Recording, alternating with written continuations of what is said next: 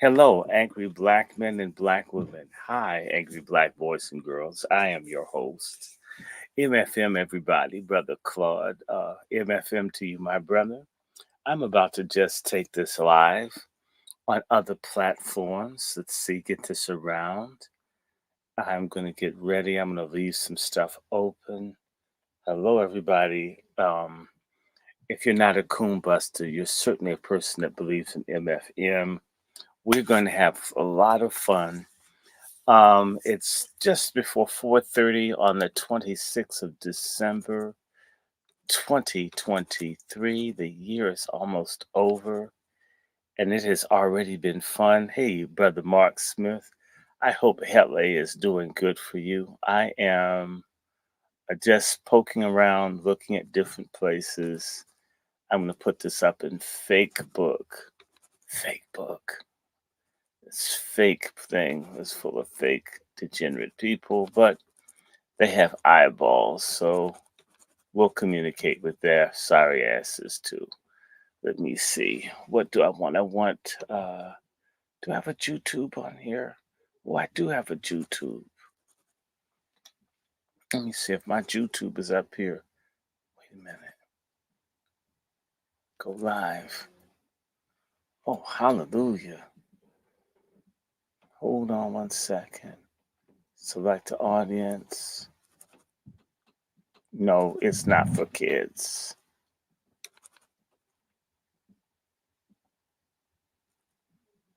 I should change this up. How is everybody? How y'all doing? Um, Let me see. How about put my glasses on so I can see this? I see uh whatever Brueck is. Hey, Crooklyn, Miss Quiet, Scales. Oh, how are you doing? That crazy Aries. Oh, here we go. We're gonna have a little bit of fun. Hi, Sister Devon. This thing has slow.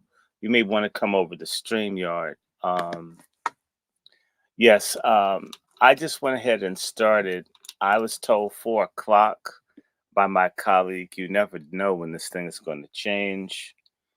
Um, I still want to do more on eugenics, but we have to talk about this color slurple, and I even have a good little song for y'all to do, but I'm waiting for Sister Eve. And we're just having so much fun. All this dysfunction, all this betrayal in the community. It's just too much. It's too much. It's too much. But we do what we can do, right? We're gonna raise. So let me see. I'm waiting for Sister Eve. Um, she's gonna start in 25 minutes. But oh, hi Devin, you're over on here. I was just like, y'all have no idea how terrible it is. Hey, Randy Vaughn, we got to talk about this color purple. We have to. We have to talk about color slurple, y'all. We have got to talk about color slurple. We have got to talk about color slurple. By the way, for all of you that celebrate Christmas, you know it's not Jesus's birthday, but y'all had to do this shit anyway. Mm, Unfortunately, there are no EPT tests for religion. So if you believe some dumb shit, you stick with it. It's very hard to get people to stop doing stupid religious stuff, especially if they were brought up that way. Just ask, other people. Before we even get into this, I just want to ask y'all, what do you think about what do y'all think about my wonderful friend TD Jakes? How are you guys feeling about TD Jakes and Diddy? And I think Jay Z is next. You know this is coming. Y'all know this is coming. You know that this is coming. And I'm just waiting for more people to get exposed. Um, um, I want more people to just wake up. I want people to wake up and find out that nobody's lying to anybody. Nobody. Nobody's lying to anybody about anything. I mean that. Nobody's lied to anybody about anything. Nobody's lying on TD Jakes. Nobody's lying about these people. Folk have done what they felt like doing. They're getting the people's money. Y'all have heard me talk about preachers. You think I was lying on them. Preachers are too dirty for me to need to lie on them. I don't like lying on people. If you watch this thing, you've been following me for years. I don't talk bad about people that are good. I don't want anything bad for anybody. I mean, yeah, TD, I call take dicks, fakes, whatever you want to call them. I'm not saying I wasn't there. I wouldn't want to. I've said my story. I had an opportunity to meet Diddy. I don't want to know him. And it's you know DC is full of gorilla sissies. Why would I want to meet a gorilla sissy from New York? Okay, they're probably worse with more game. New Yorkers have lots of game. Really, New Yorkers have lots of game. In fact, Atlanta's trying to catch up. It's going to take a long time, but they're trying real hard. New York has lots and lots of game. Chicago has game, but damn, New York, it's like almost everybody has their own personal, like, encyclopedia of getting over on people. This shit is so wild. And it's not everyone. Just when you deal with New Yorkers, you're gonna get played in some way. In some way. So I'm waiting for Sister Eve. I'm waiting for Sister Eve. In fact, maybe I should make a short video. I'll go live on this for the next 30 minutes. Turn this damn thing around so I can like communicate with people. And right after this, I'm gonna probably do I have all my stuff on eugenics and black power and racism. I'm even getting some books on royalty. I got a revision. I was kind of glad. I don't think I'm related to King Henry VIII anymore, which is good because I never liked people that ate with their damn hands, except for Africans. Um, and it's kind of nice not to be related to little ugly Queen Elizabeth. That shit was not necessarily pleasing, but shit, use it if it's good. I still come from the Lancaster family, and I can go right now and tell you that one of my grandfathers was assistant to King Henry II of England. That's just a damn, genealogical fact. It's a straight line back. That's going back to like the 12th, like the 1000, like William the Conqueror shit. So I'm still in the mix somewhere. I don't. It's not all that. It's just interesting. And of course, the people that fucked up France and Spain that were involved in the African slave trade are somehow related. So imagine it's not a great feeling. It's sort of like the Africans whose parents sold black people over here that have like a jacked up attitude. So don't trip off the biology and all. But anyway, uh, I'm just gonna tell y'all. As you come in, excuse me. Ever since I saw the color purple, I've been tired. Like Fannie Lou Hamer said, she's sick and tired of being sick and tired. Well, I'm sick and tired of feminism. I hate the shit. I just wish it would all like stop. Um, I'm just kind of tired of this. And so I saw the color Slurple yesterday, and mm, it was something. And it was just a place nobody should go to see that shit. Nobody should get behind Chris Rock. It's just a couple of days before they release the Epstein list. 2024 is going to be a crazy ass year. All kinds of things are going to be revealed. I mean, the year hasn't even started, and they have all of Israel and the 13th tribe. GCPs are being balled out, being exposed. The GCPs run media. Imagine being a GCP getting exposed. So the GCPs are going to be exposed. Um, if you, I, man, I'm waiting. Come on, Sister Eve. Come on, Eve. Come on, Eve. Um, and don't worry, this is going to be great for all of you who missed me the last day to it, and I missed y'all too. I wanted to do some things. I wanted to grab some stuff. In fact, since this is the book club, y'all want me to tell y'all what I found the other day? I bought this book and let me pull it because shit, I have a lot of books as you can see.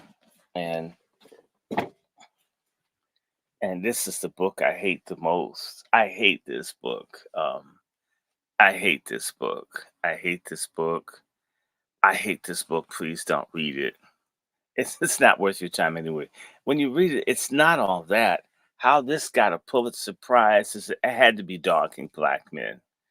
Black women, just because your shit trashes black men doesn't mean it's art. Any more than black men pimping black women in their art makes it good. It makes it degenerate. We need stuff where we respect each other. Um, and let me look this whole up before I say something negative about her. Well, I'm going to say something negative anyway. Um, Alice Walker. Let's talk a little bit about her. I just have to get this off my chest because I just hated Alice Walker from the first time I heard about her. I mean, it just and the hate has only grown every year. I dislike her more and more. I just can't stand her. Um, Alice Walker and I are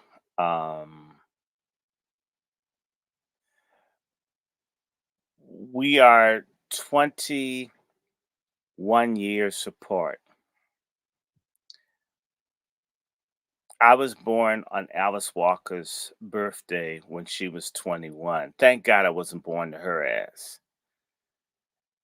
Which really made me angry. Damn, bitch, why we have to have the same birthday? I can't stand you. Just, it's really terrible. So Alice Walker, there's something wrong with her. Okay, there's something wrong with you. Um, I'm glad you're not my mother. You're evil, and you keep doing stuff to make life miserable for black men. And the first thing, I'm already angry because Alice Walker. I think I was born to overturn everything that Alice Walker did in her life. That's why we were born on the same day. And I'm trying to like hell to play catch up because she's been out here longer to mess up stuff than I've been up here to try to oppose feminism. So, God works in mysterious ways. So, Alice Walker, let me just give you this thing from Wikipedia. Her name is Alice Malsignor Tallulah Kate Walker. Mm. She's probably the first black woman to win the Pulitzer Prize for fiction back in 1982, so 41 years ago. So they've been blowing smoke up black women's asses a long time. She's published 17 novels and short story collections, 12 nonfiction works, and collections of essays and poetry. She's born February 9th, 1944. Damn. I mean, and I'm born February 9th, 1965. She went to Spelman, Sarah Lawrence College. Interesting places. If you need your carpet clean, those are great places for it to happen, especially at the white girls' school. She's best known for the cover Slurple. Damn. She's only had one child. She was married to a Jewish dude, or at least he had a Jewish last name. So here you are, mad at black men, but giving your boots to a white dude who probably beat your ass, and you took it out on us. Oh, it's rough being a black man out here. Damn, someone else slap her in the face of the penis want to come and cut our throats, brothers. Ain't that nothing? That's the reason that y'all shouldn't mess with men in other groups, because y'all come back and take it out on us. So she got the Pulitzer Prize for Fiction in 1983 and the National Book Award in 1983 for this colored Slurple.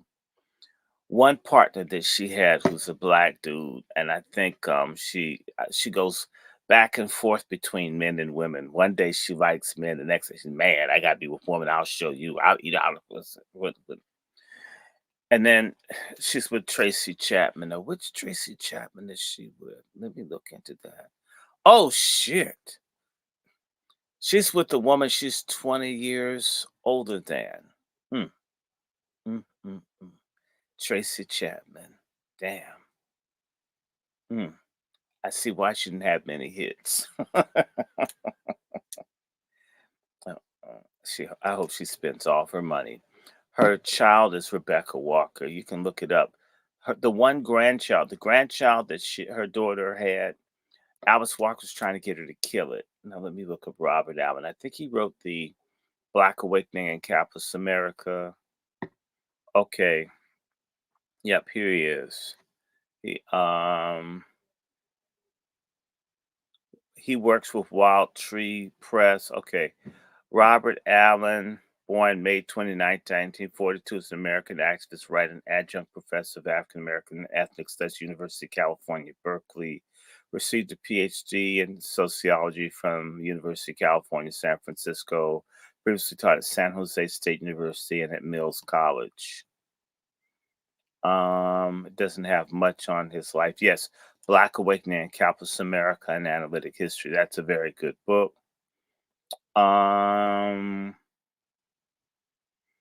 So this person, oh, wow, yes, he's an author, historian, but why would he hook up with her?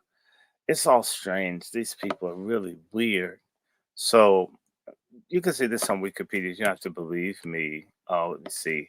She's born in rural Georgia, overcame challenges such as childhood injury and segregation to become valedictorian, and eventually graduated from Sarah Lawrence College, began her writing career with her first book of poetry, Once, and later wrote novels, including her best-known work, The Color Purple.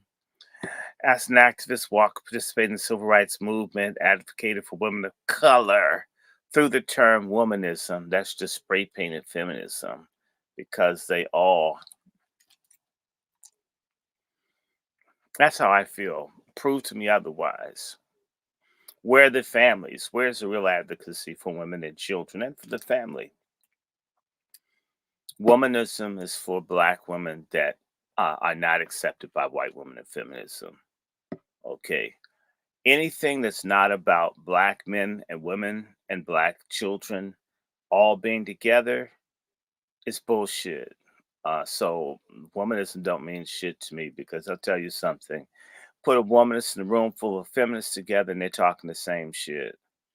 Proof of that is there's no real major black woman movement for black women or black children. They talk that shit when they have the conferences, yeah, with the white women. Okay, so fuck feminism and fuck womanism too.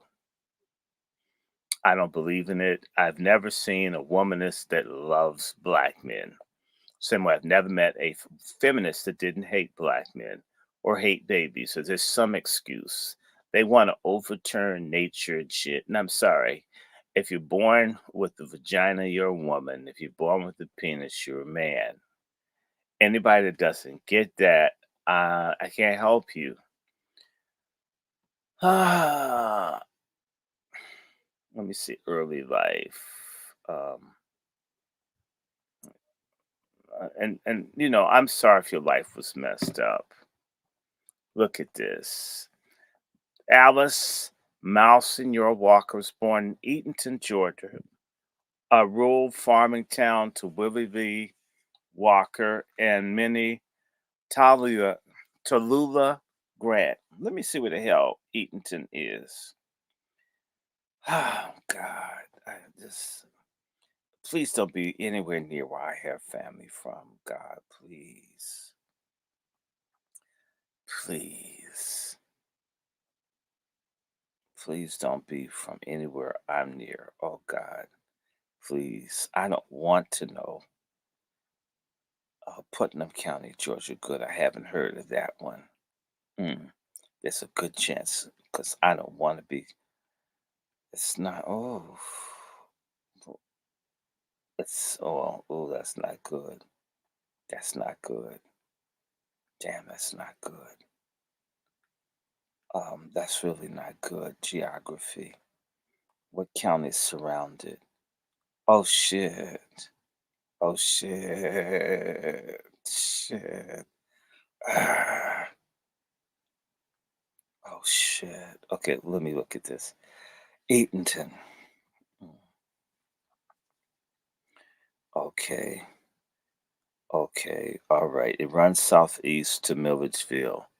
I don't like that. I have family in Milledgeville. Damn her. Uh, near Sparta, I have relatives there too. Ugh. Um, Greensboro, I have family near there. Ooh, I hope we're not related. God, please. Oh God. Just don't let them be. Okay. Oh, it's a predominantly black county. Mm. Not that many people there. Oh my God. Anyway. Oh, I didn't. Now I'm disgusted. Oh my God. 70 miles outside of Atlanta. But that's just the damn problem. Eaton, Georgia to,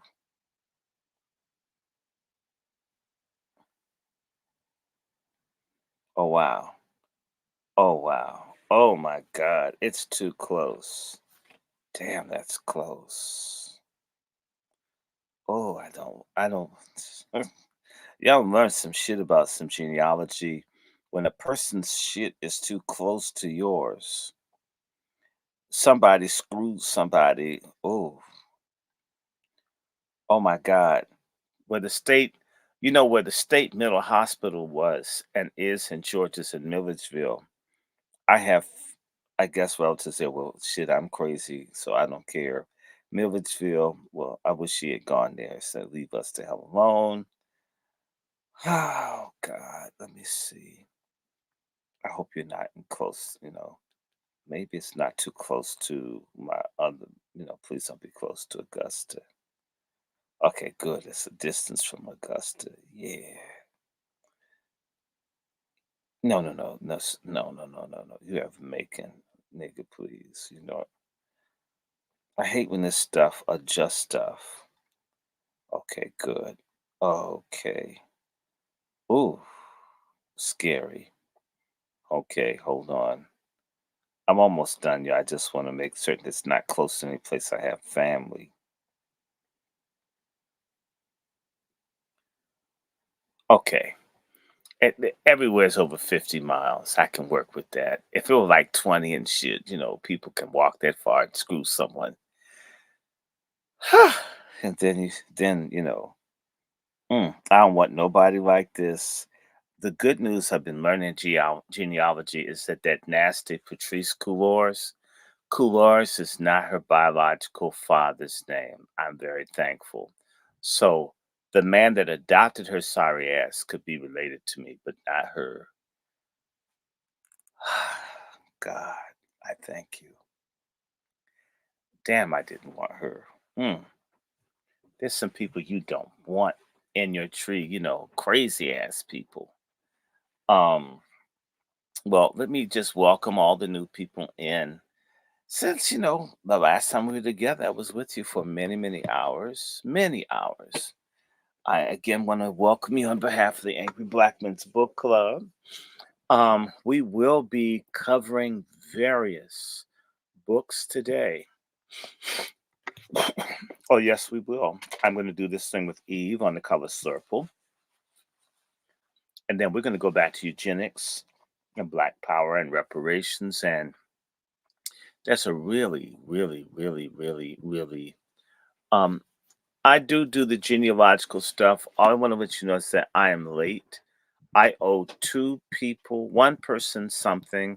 I've started, and I'll just tell you, it's been a crazy year with health, where all of a sudden you're super fatigued. I don't know what the hell is going on, but write me. I have a date to go into the archive tomorrow and on Thursday if I actually go.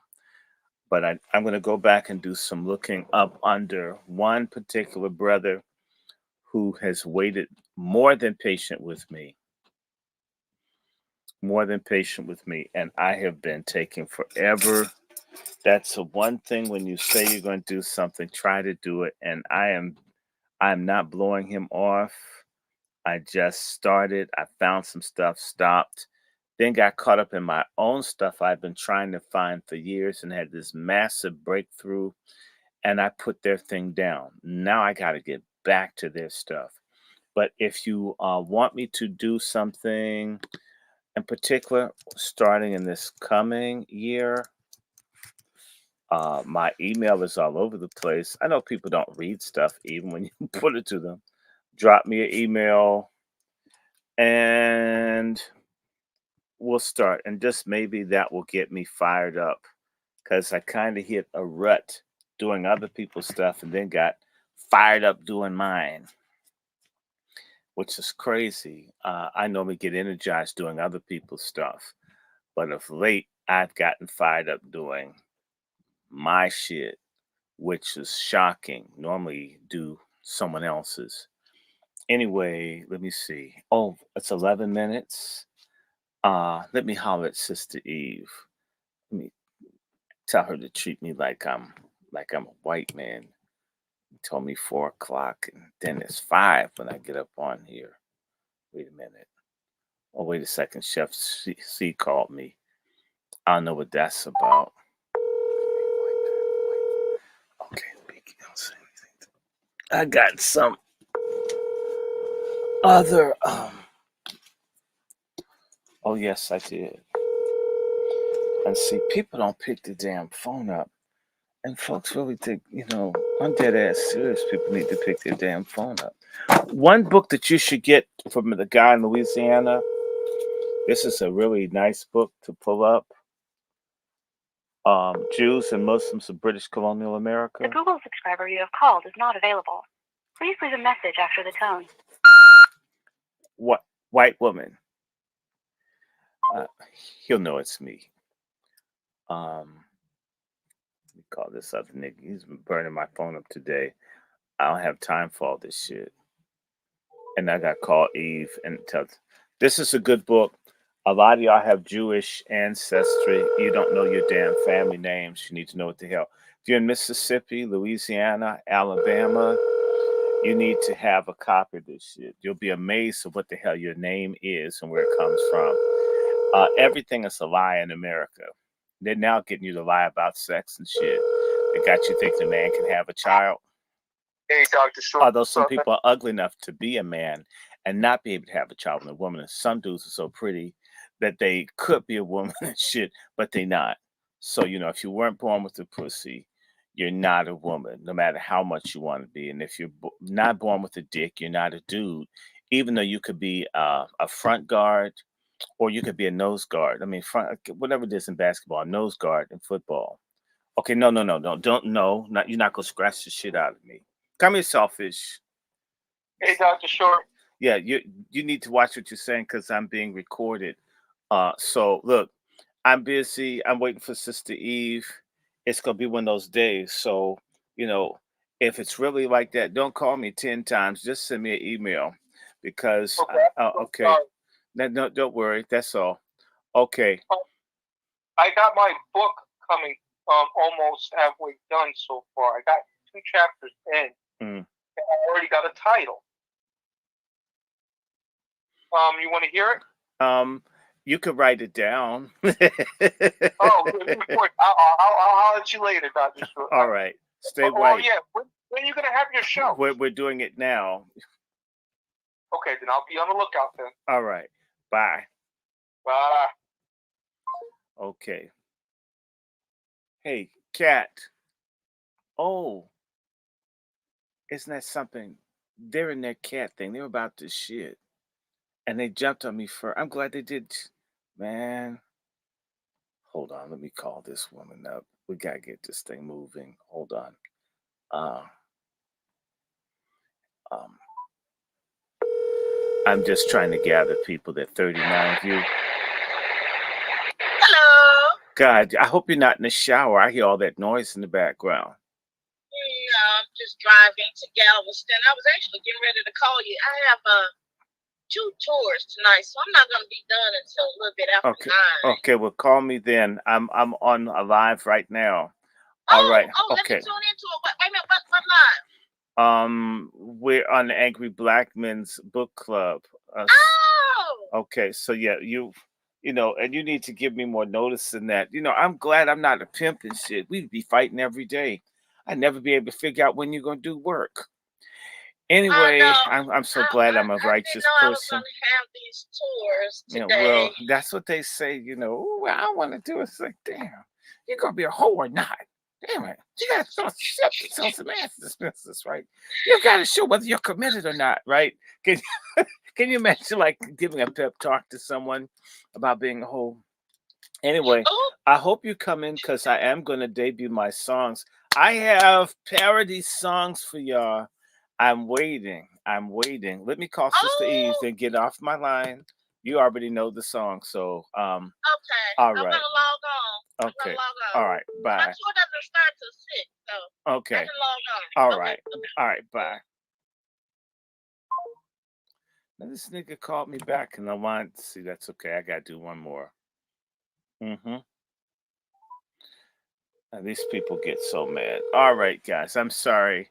It's a damn holiday, and you try to get people and they don't pick up, and they must be off in the woods somewhere working for white people.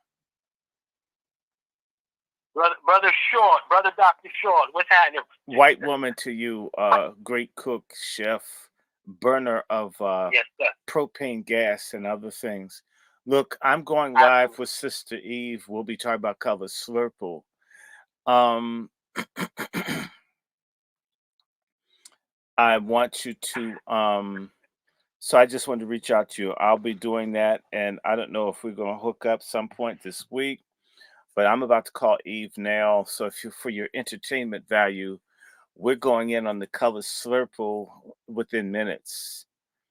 And Okay, I'm gonna tap in. okay. Yeah, I'll tap in. That was Brother Short. That I know you had to be aggrieved. I know you had to be. Oh no, this this is you know, it's even worse. You know, Alice Walker and I share birthdays, and so that's a special reason to dislike her. Why does she have to be born the same day as me? That baby hating, black man hating, backstabbing, lying, pork chop feminist hag had to be on the same day as me. Thank God it's not my mother. She would have probably had me aborted. It was a male child. Kill him, kill him, kill him. You know, I mean, she's like Freddy Krueger and shit with the unborn. Anyway, you know how to find me. Yes, sir. All right. Alrighty. Whiteness. I talk about whiteness because black people are ashamed of being black. You try to get someone to feel good about themselves and the black thing, they don't do it. So just go with what people feel good about. They want to be white, then everybody's white. Everybody listening is white. All 38 of you are white over here. 4 of you are white on this end. Auntie Jones, you white. Everybody's white. I guess that's the only way to make black people happy is to make them all white. The Jehovah's believe this. The Seventh-day Adventists used to believe this. The Mormons believe it. You want everybody to be happy, just make everybody white because, you know, no one wants to be black.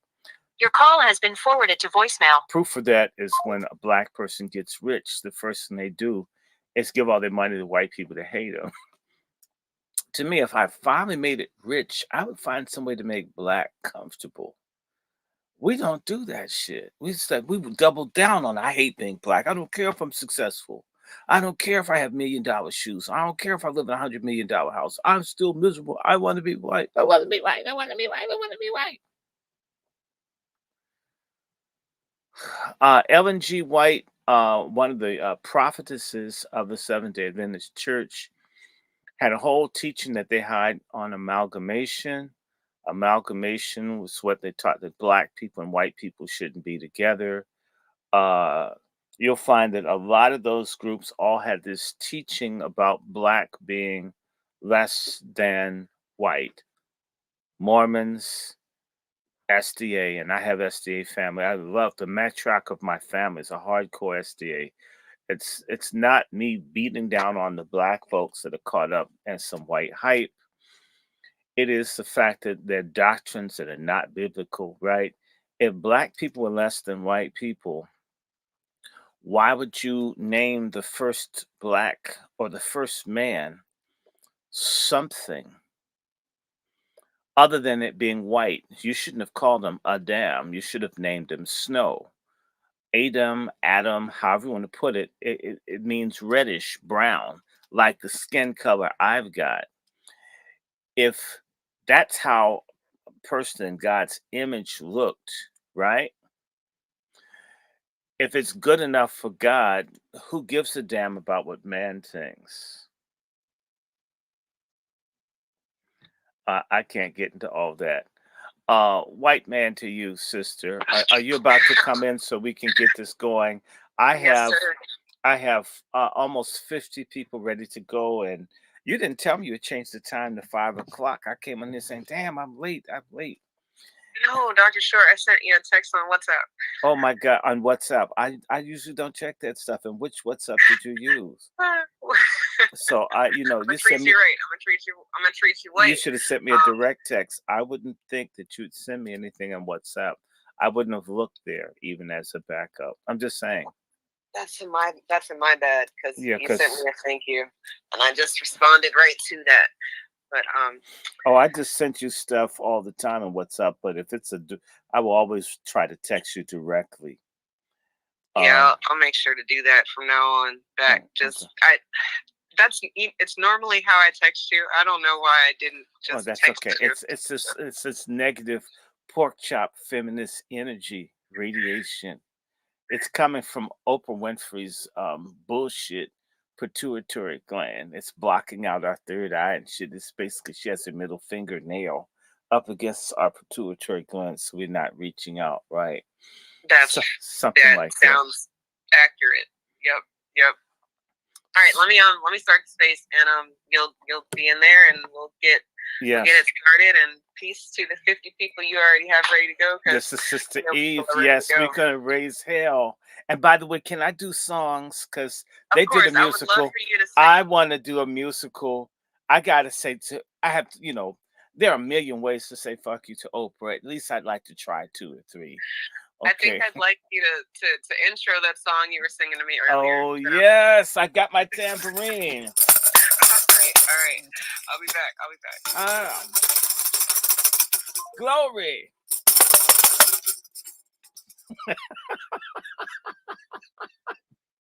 Okay.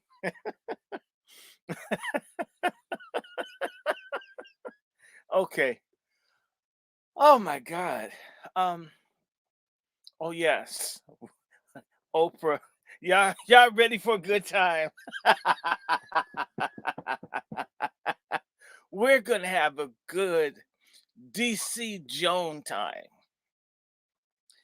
See, every place has its thing. I am a DC person. And in DC, we do as DC folks do. Okay. And, as I told you, I think I'm good at this. I'm not unique. I'm just a Washingtonian. We talk about people. Okay. We just talk about shit. It's our nature. We talk bad about people. It's what we do. And we make fun of people. I mean, if you were here with all these nasty politicians year after year, they're every damn where in their nasty ass staffs and their vulgar families and the coons around them. Oh my God, I'm not going to try to talk about coons. Shoot. Let me just let the coons go. Yeah, I got a heart condition and just forget about coons. I'm about to start getting angry and cussing more than what I normally do, just thinking about their sorry asses. If you knew how black folks are just betrayed on every hand.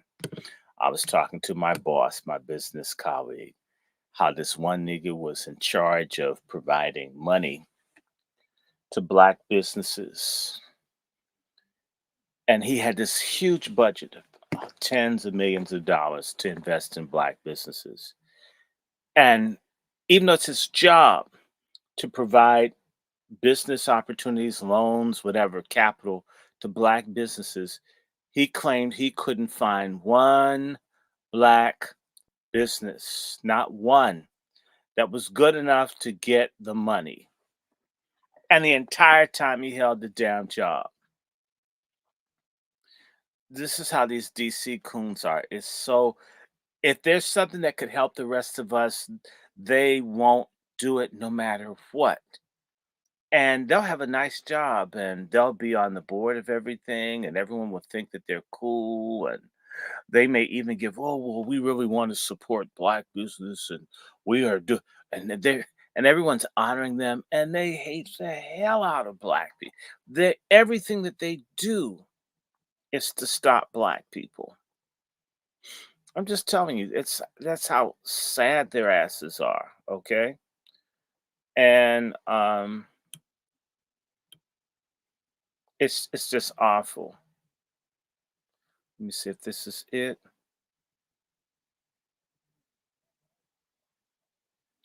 Okay, there she goes. I'm going to request.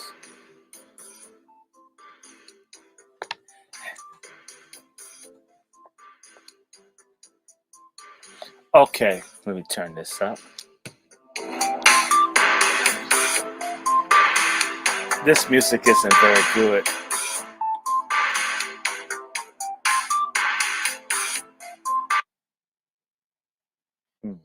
All right, enough of that. Oh, that was And terrible. peace to Oh you, my peace to God. the room. Man, if that was on the Peace to slave Dr. ship, Short, he's already on stage, and welcome to if that was the space. slave ship music, none of us would have made it over, Eve.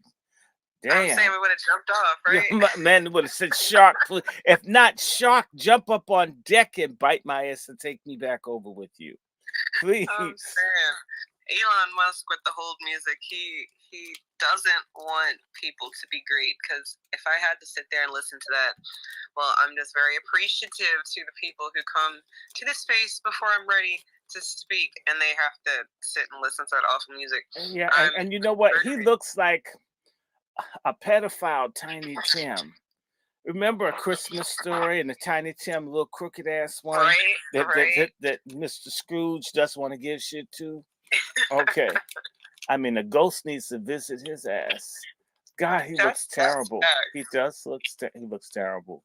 Yes, I said it about him. And, I don't know why, I'm trying to explain to people, you've lived in this area. So you know that I'm just a regular DC type person, right?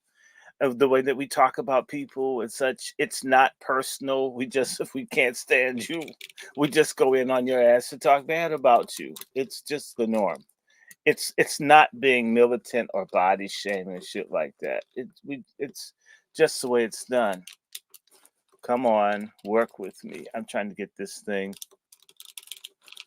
Okay, it'll work. Okay. So now I have something up on InstaSham. And are you ready for me to launch this thing, set it off, sis? Let's do it. To the room, we're going to be talking about The Color Purple, because I don't know if you know, that's a movie full of black people, and it hates black people. And I know that y'all don't really like to talk about things like this, but me and Dr. Short love to have conversations like this. So we are happy that you are here to listen and participate in our conversation about this movie that he saw yesterday at its opening.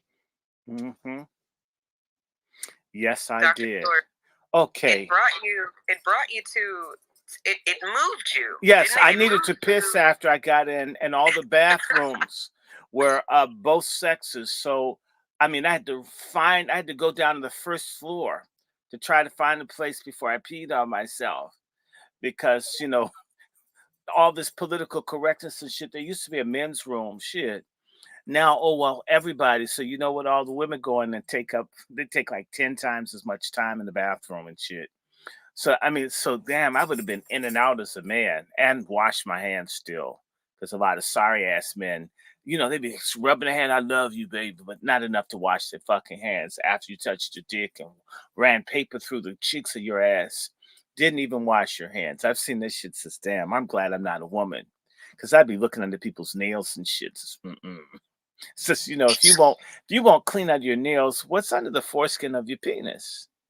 Just asking, just I know they are that damn foul. That's how you look. Nigga got enough yeast infection to be Wonder Bread, right? And see, it doesn't happen to us. If you have a dirty dick, you don't get a yeast infection. You can pass that shit out like typhoid Mary or typhoid Barry. So just yes, but anyway, the bathrooms. And there were studs everywhere. I couldn't go to the bathroom to pee because the studs were in line, and there was no restroom for men. I guess because that's offensive to women for there to be space for men to pee, and so we pee everywhere. What ended up happening as well, with there not being designated women's restrooms, if the man does get desperate, he went into one of the rooms to pee in, and he locked the door so the woman couldn't walk in. So this is making it very hard. I mean, to me. Now, you can't even piss in public with certainty anymore. Anyway, I finally got to the first floor, and there was a mix of anyone could use the restroom. And I found, man, I got to it, man, because, by the way, the studs use the men's restrooms too. So now there's nowhere for men. You can't use the restroom anymore. And so I couldn't wait to get up out of there.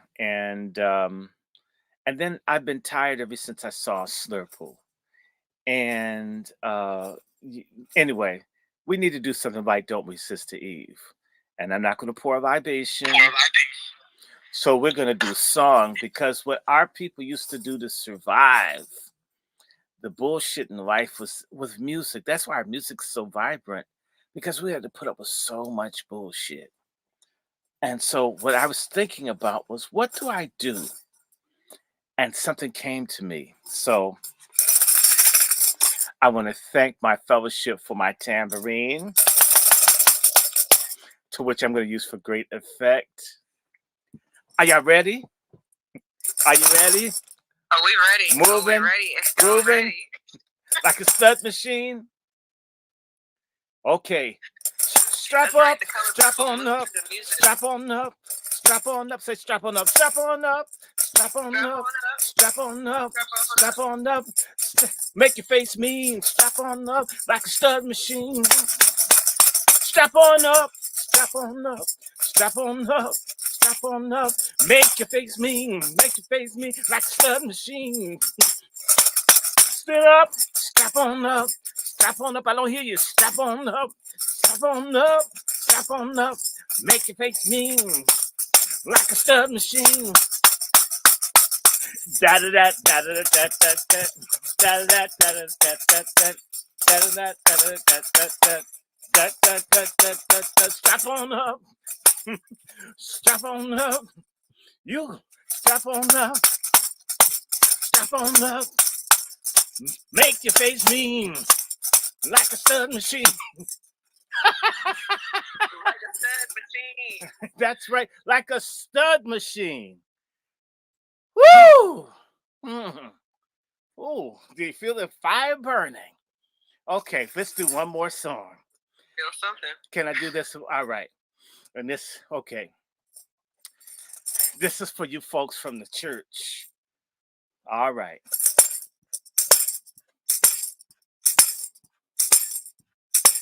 Straight men in my face, straight men in my face. Cause I'm by sometimes, cause I'm by sometimes. Straight men in my face, straight men in my face.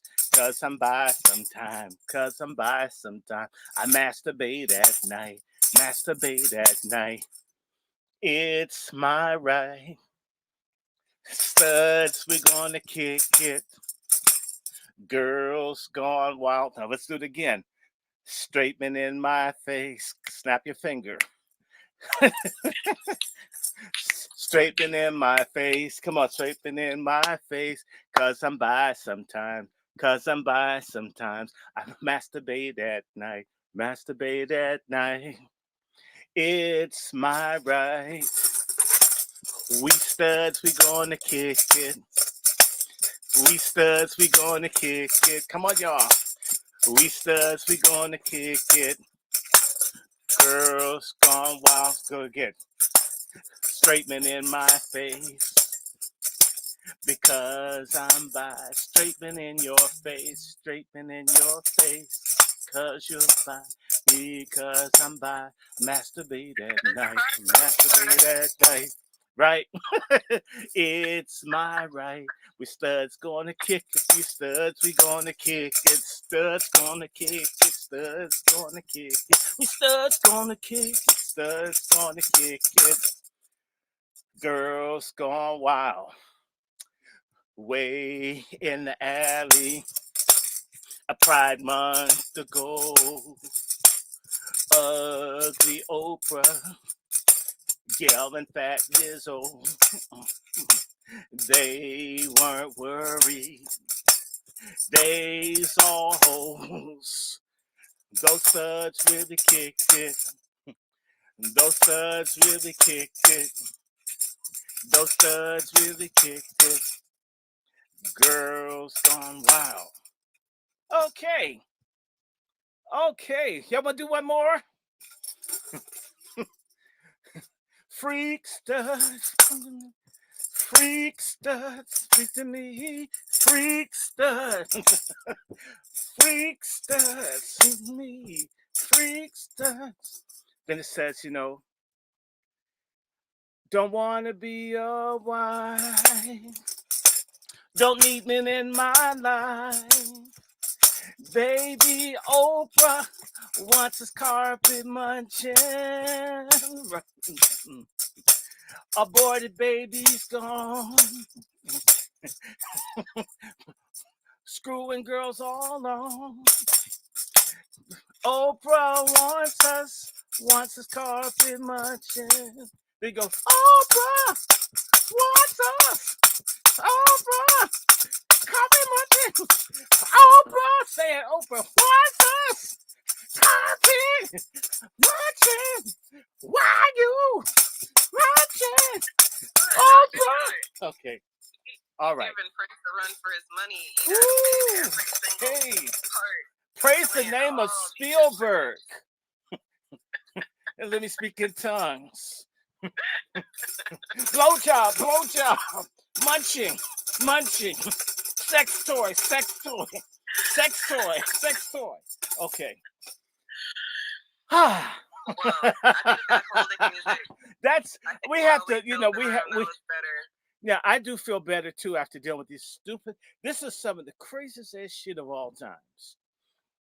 That what this is all about is you have a miserable Black billionaire by the name of Oprah Winfrey, and her claim to fame is dividing Black men and women and championing the murder of Black children through abortion by saying nothing about human trafficking. In fact, has participated as a procurer for rich Jewish men to molest women.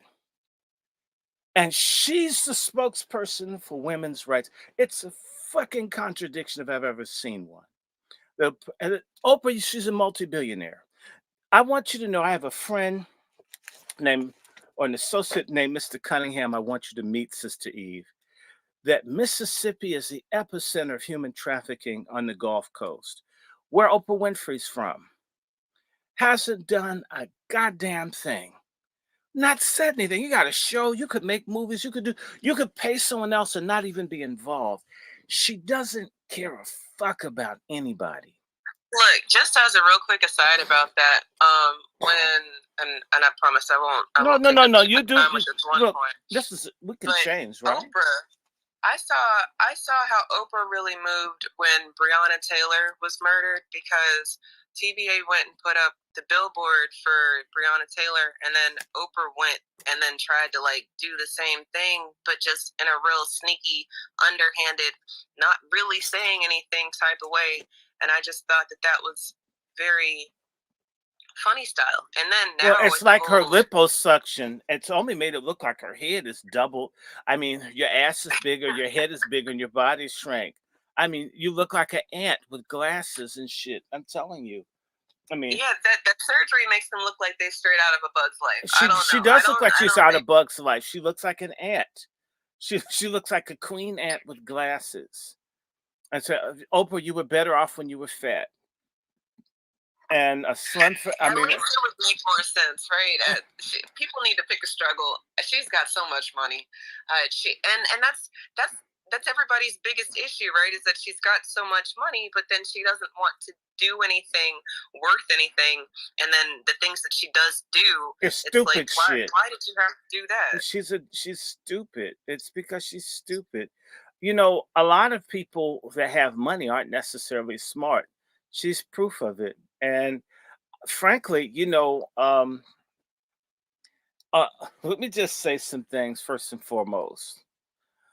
Oprah Winfrey, I'm just going to start by saying I never liked the nigga. So it's like TD Jakes. Some people, I never really watched Oprah's show. Okay, I'm trying to think. I never could get into her from the very get-go. Something was off about Oprah Winfrey. Oprah doesn't care a damn about black women. I see right through this shit. I want to say to you that all of us have different experiences. I had people, either friends, what I've seen women that didn't give a damn about girls. Girls could get raped or molested or abused, and the women with the power sometimes saying would fuck up worse than if there was an abusive man in the family. I'm thinking, how do women who talk all this chatty feminist shit about men, when they have the authority or the power or the means to do something, often do worse around women's stuff than men? Because what feminism has basically taught is that there's this innate goodness and discernment and judgment that comes with being woman. It's a fucking lie. Some women are kind, sensitive, and maternal, and some women aren't. It's the same way some men are responsible and decent, and some men are complete fuck jobs. What feminism comes along and does is it says women across the board are basically good. Women's problem is men. If that were true, our black families that don't have any men would be doing great. Where there are no men, but the families where there are no men are 10 times more fucked up than where you have dysfunctional men. The stats would point out that men do have some kind of goodness, whether you can see it or not. Same way I have to trust that a woman has a vagina because it's on the inside. It's not like, I can put like an electron microscope. It's not like a penis that hangs out. You can kind of see, whoa, right? You have to kind of, unless you're some stud with a telephone pole size clitoris, I have to believe that you're a woman and that you got what you're supposed to have up there. Now, whether it works or not is a different matter. That'll come out in the wash or the pap smear, whatever you're doing these days. But there's something intrinsically decent, at least in some men, and the same in women, but it's not universal. There are great mothers and there are sorry ass mothers. There are great fathers and there are sorry ass fathers.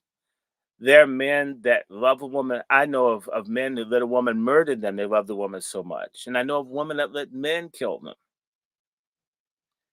I know of men that are beaten by women. I know of women that are beaten by men. You can't just say, oh, it's sex specific across the board. That's men. And the things that we used to say that made clear you're a man, like having a dick and a scrotum, now they're telling you that doesn't necessarily make you a man. And whose movement's doing that? It's not the men's movement. It's the jive-ass women's feminist movement. That's the thing that's always been interesting to me. You know, I worked at Lane College, and the dean of women, the girls who were gay were raping the girls who were not gay. They would do nothing to help the girls. Nothing. Things are so bad, I'd have female students come to me as a man, and I would try to push them to stay in my place as a man outside of women's business. And the girls say, we don't want to talk to them. They don't care about us. They would rather go to the men that they knew were legit than a lot of these women. Not my word, theirs. And I have this stuff happen time and time again. I know of a friend that got raped, and when they went to the woman was thinking about her job. She didn't help. So you can't say, oh, every woman is on team female, and that there's this is what feminism teaches, is that men and women are in this war of destruction, and women have to win by destroying patriarchy and getting rid of men and gender. And so all men are on one side of the line, hating, raping, and abusing all women at all times, at every opportunity that they got. And women are just the wonderful, loving, courageous, decent people trying to withstand the rape, abuse, and indifference to men who won't understand, who won't love children, who won't care, who've never loved a woman even once in their lives. This is some sick shit. I'm going to tell you something. A lot of these feminist, lesbian types like when women get raped and hurt.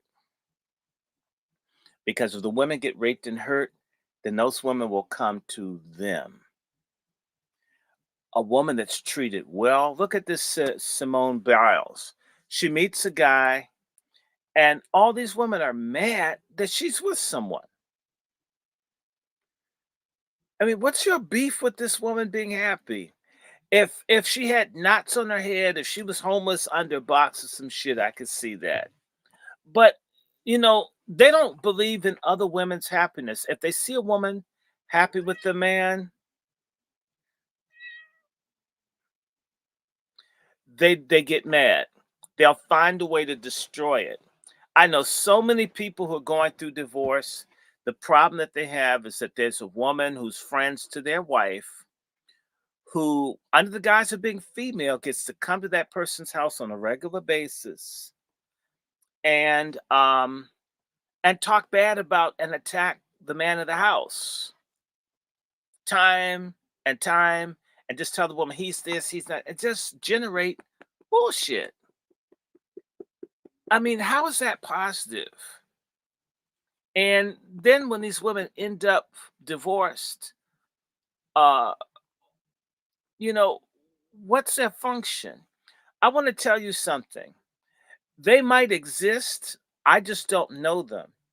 But any male friend I had, if I ever went over his house, even one time and said something that was not compassionate about his woman, if it didn't end up in a fight, that would be the end of the relationship of us being friends.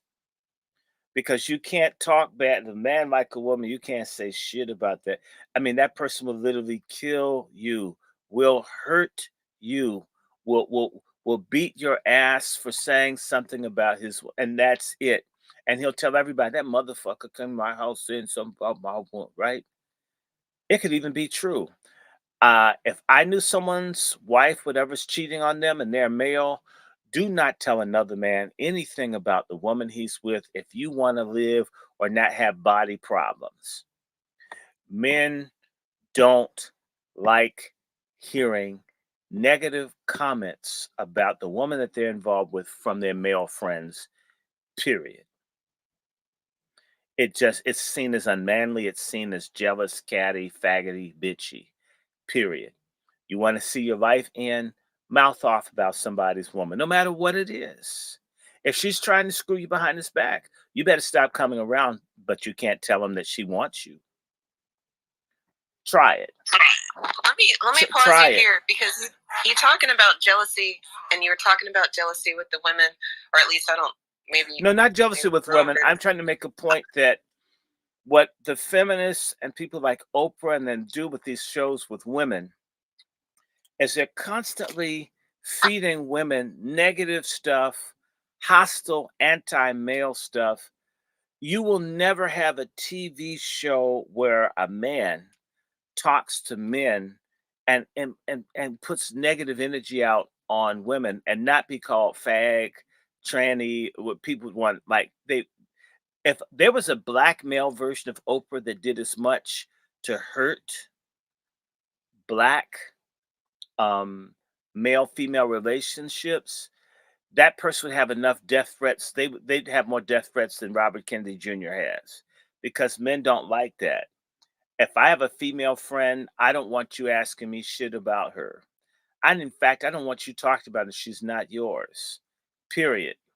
What I'm trying to say is there is a disloyalty that Oprah and women like her do, and it's an epidemic in our race of black women talking too fucking much, being very destructive with their mouths and their activities. They get in people's, they don't need to be that dramatic. And in other cultures and places, I want to be very clear with you.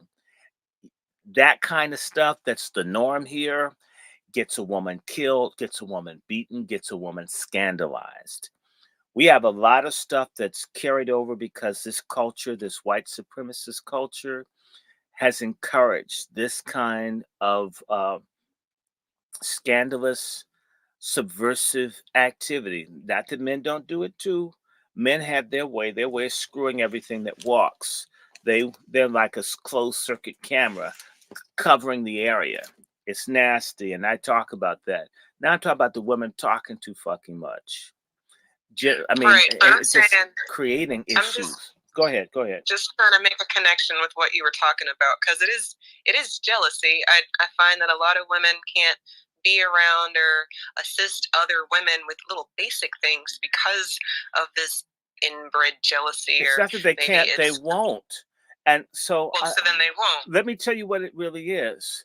In our culture, it's called, in economic terms, an emolument. One of the payoffs for women is that they can be negative around this. For example, as a black man, yesterday when I was leaving the theater, these women began to call me. I didn't know anyone in the theater, and I'm leaving The Color Purple. You know, the first thought in my mind is, oh shit, right? My back's turned. I don't know who's called me, but I hear two women, and I know I don't know them. And my initial response is, okay, here comes some shit. Let me be ready. I'm polite, so I turn around, and it turned out to be positive. They liked my hat, but that's okay, fine, cool, thank you. And I kept moving. They had some other things they said, but right. I didn't always think like this, Eve, and I wasn't brought up like this. But you learn all this meanness. Folks quick to accuse you, or just be a black man and someone asks you to do something, and you go because it's a woman, and they actually want to make another man jealous. That person's ready to kill you. You didn't even know. And trust me, the way that black men are, black men, as I said, they're the bitches in the community. He would just as soon kill someone who was asked to help someone who did not know they were being used to generate jealousy as a person that was trying to cause the jealousy. You understand me? But what I'm saying is the emolument is that black women get these privileges in their position, no matter how much they whine about, how bad it is being a black woman. You can go to court and you can lie about child support. You can lie about paternity.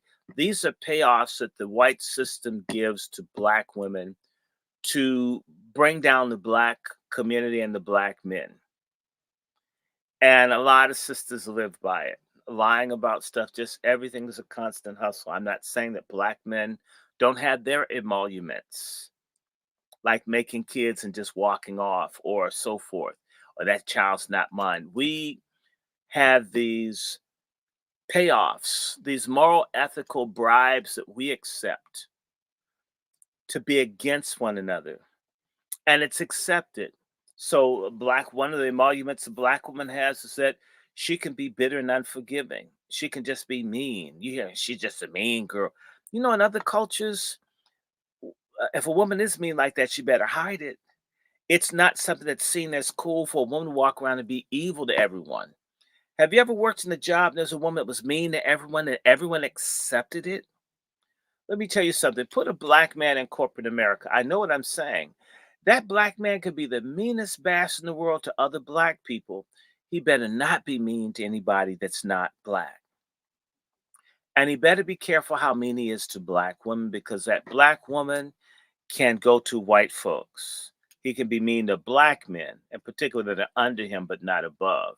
Whereas I've seen black men job, they're nasty to every damn body. And everyone says, oh, that's just the way they are. You know, that's the stereotype. Sapphire from the Amos and Andy, there's this type of just mean, angry, surly black female, right? And we see that as normal. It isn't normal in other cultures. It's seen as bad. And so it's the same way the sister can be hurt in one relationship, and from there on out, she hates all black men forever. Nobody's any good, can ever be any good forever. And she has a right. And whenever you talk about, you see, oh, she's been hurt. Well, I'm thinking, I know of boys who got molested and abused. They didn't get the right to be assholes all of their life because somebody hurt them when they were young, like what's happened with Oprah Winfrey. And more black women need to demand that woman up. At some point, you need to grow out of whatever hurt you're in and move on, or shut the fuck up and stay in your corner. Versus, well, the whole world needs to know I've been hurt, and I'm never going to allow anything to work because I've been hurt. I'm going to destroy everything. That's psychopathic, sociopathic behavior. That just is destructive. And we have a lot of people like this, male and female. When people I get AIDS, then everyone must have AIDS.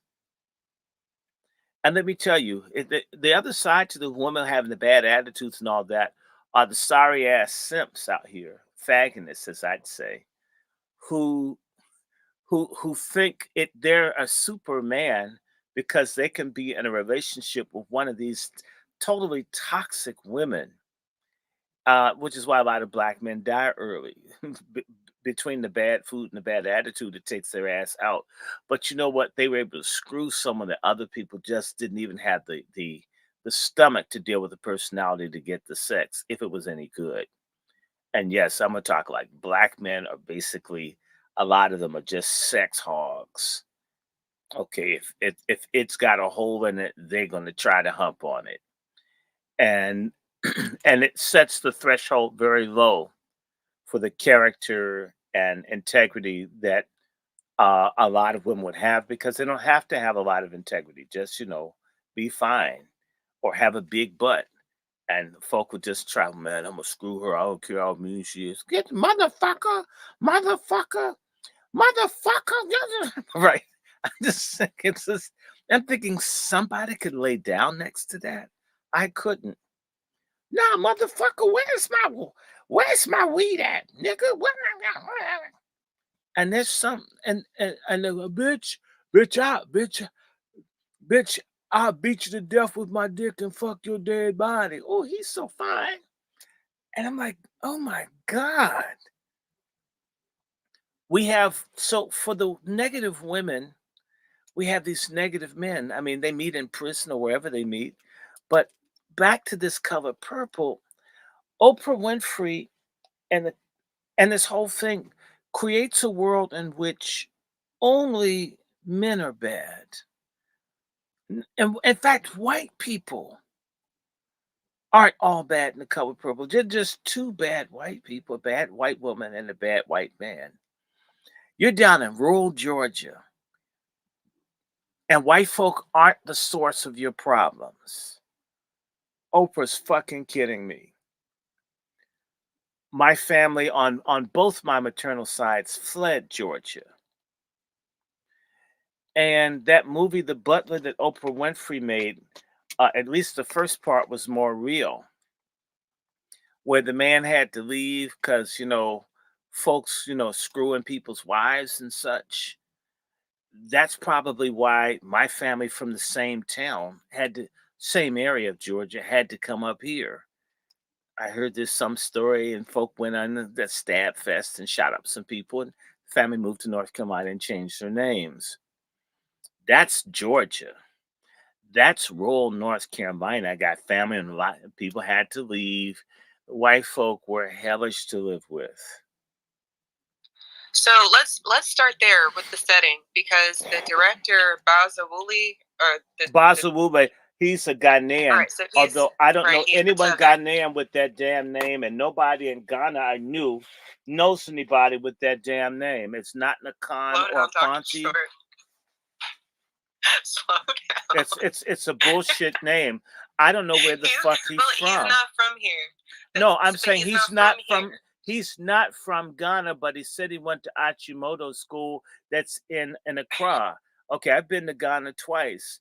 I've never heard any name like that, and everybody Ghanaian that I know, nobody knows this goddamn name.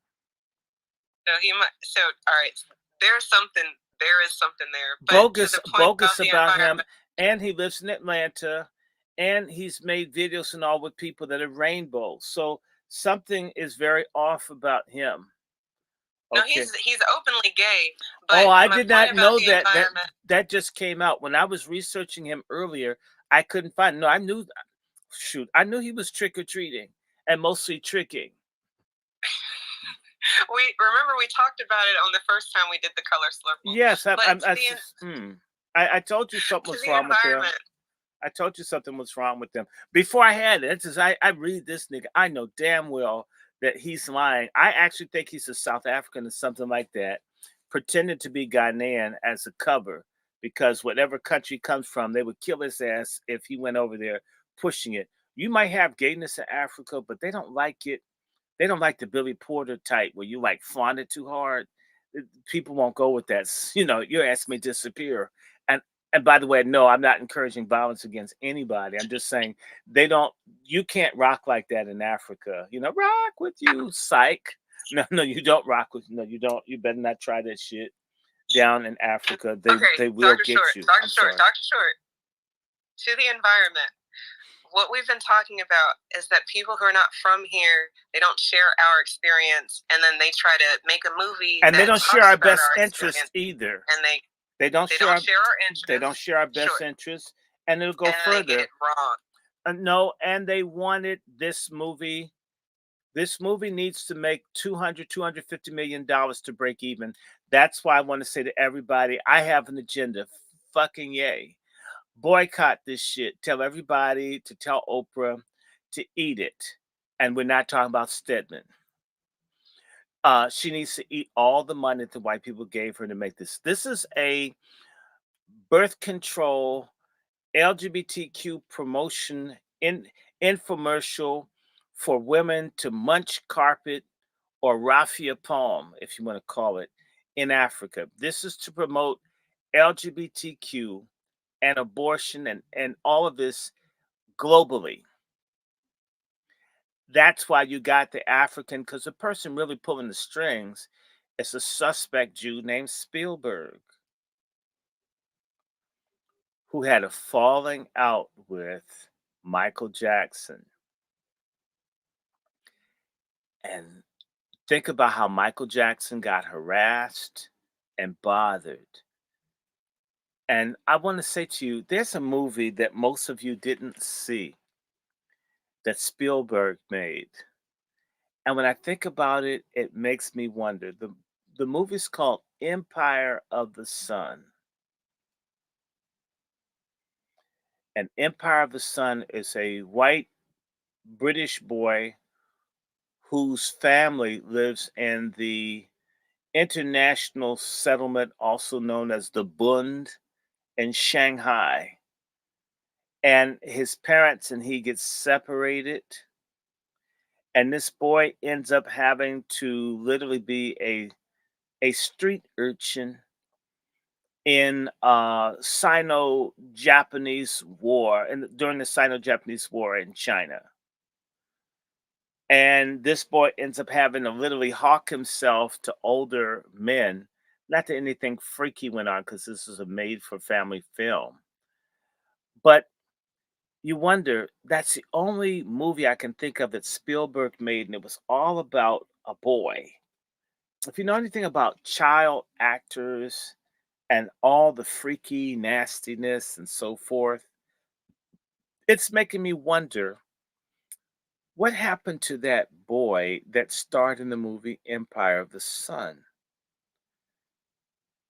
Because, and see, when Spielberg and them get someone, think about it. Remember the Karate Kid that had Will Smith's son? They gave all this attention, all this showcasing to Will Smith's son. Look at him now, and you wonder what happened. And the reason I'm bringing that is Spielberg. Spielberg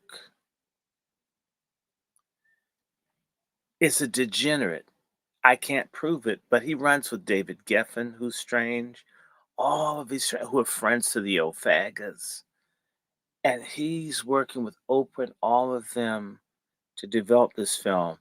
The African is the front man. He's a zipper. Spielberg is the actual thing. They wouldn't let, I mean, this African man ain't made no major movies, $100 million figure film. And this is his first full-length movie? Do y'all get me? You can't, Tyler Perry doesn't get $100 million. Although he'd probably spend that much on the right size dick. Not for a movie.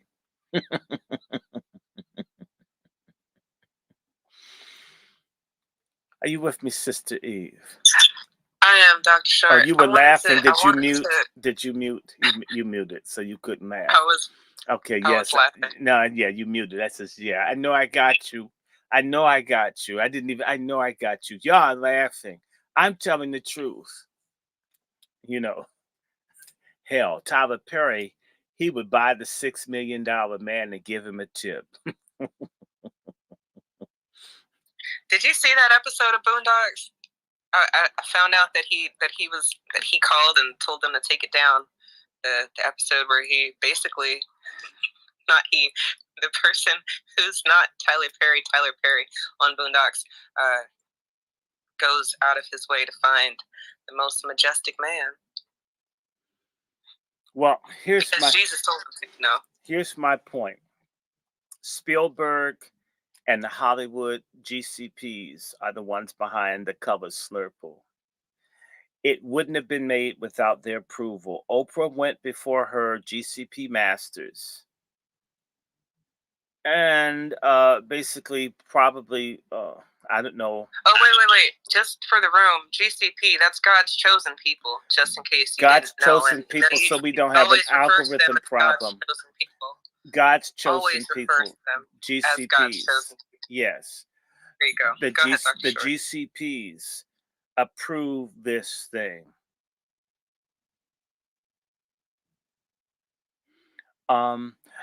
Someone's asking me, I don't want to know Tyler Perry's sexuality. Okay, I never really paid any attention to Tyler Perry until I started hanging out with my adopted granny, and that's when I first watched. You know, black men aren't into Tyler Perry.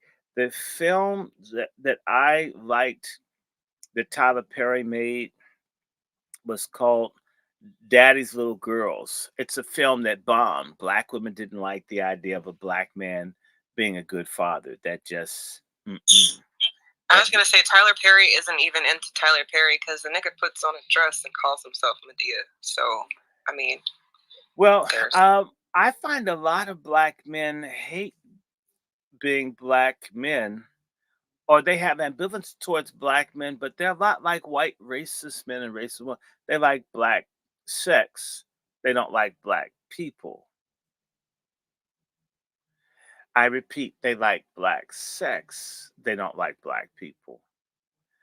And we think it's all the same, and it's not true to me. In fact, you should like me, and my sex should be my damn business. Um, Part of our people being subordinated, ruled, conquered, and oppressed by others is that we even allow the commercialization of or the commodification of our bodies to be common parlance. It makes us to be cheap. You said birds of a feather flock together, and I say turds of a feather float together. Um, or fags of a feather flock together. But that's offensive. Ooh, the algorithm's gonna mess with my thing. That's okay. I said it. Um, so this color purple, I mean, it was Oprah went and prostrated herself before the GCP rulers of Hollywood, and they gave her $100 million to make this film the same way they put this film up before. And it's interesting. The music, by the way, was mediocre. Not that I can make good music, but Quincy Jones's score is much better than whoever they had do it this time. In fact, it's a white dude who I suspect is, or well, no, there are a bunch of people in here who are LGBTQ types. In fact, one of the guys who wrote for Madonna did some of the music for this film. It's it's it's it's overrated. The best thing that we could do is make the film fail. I want to applaud all of you that didn't go to see Stud King. Stud King, I saw it. In fact, it's the only time I've been put out of the theater because I kept taking pictures and the lesbians in there ratted me out to the white people. Oh, you know what? Speaking of that, to the room, I posted a couple shots in the jumbo. Dr. Short, You want every me to single send you some picture more? you sent, you can, but every single picture you sent, I'm just sitting here like, I hope they don't come and take this man's phone away because I feel like I watched the movie in stills, and damn if every single picture wasn't more damning than the last picture. And I didn't have the best pictures because let me just tell you, between musicals, you have black women's asses getting kicked. I didn't like that. Even though I know it's a movie, seeing a man act hitting a woman to the floor, I didn't come up with that. I can't work with that. I can't be friends to men that are violent against women. Had a roommate that what I learned, they came and told me, and I evicted them, threw them out. You punch a woman in the face, and you come and tell me. I I have I disliked him from the moment he told me he struck the mother of his child. It's been over 30 years. I don't think I've forgiven him. What are you doing? Go to a woman's mother's house and hitting the mother of the child you're not taking care of. I I don't have any regard for men like that. That's the other thing I don't like about the color purple is that the only person that would come to Celi's rescue were women, and I know men. My family, you put your hands on women, we come and see your ass. Really, right? Someone got one of my family members pregnant. They got out of town because they were going to be drowned. They're going to drown this man. They were going to kill him, make him disappear. I I didn't come from a family where you get to mess over women. It's just I I can't. I'm not even a tough person. I subcontract. Someone will come get you. You mess with my mom. uh, I can't work with it. I'm not a tough man. I'm not one of you street hard Negroes. But I absolutely will pay for someone to come see you. Do not mess with the women in my family. I would never bother anybody's women. I respect. Don't bother mine. And I had a great uncle who shot two men in the head over white men talking nasty to the women. That's the shit I come from. This thing Oprah where women just get beat all the time. I'm trying to think where the hell does that happen? Come on, Eve. You married. Can someone just call and disrespect you and your husband not lose it? Like when drive a car through the person's house? Man, if you haven't been a fly on the fucking wall, Dr. Short. No, absolutely not. That would actually be fighting words. That would bring it'd be all killing. sorts It would be of killing words. hostility. No, killing words. Right, Let's just call it what it is. Call it what it The is. black men that I know that are real men, you bother with the just I'm going to go to jail. I have to. I want that person to be a quadriplegic if I don't kill them. That I know people like that. They almost either this man can't walk again or he's dead. Not, oh, he beat my sister. That's between them. No, that's not how men process stuff.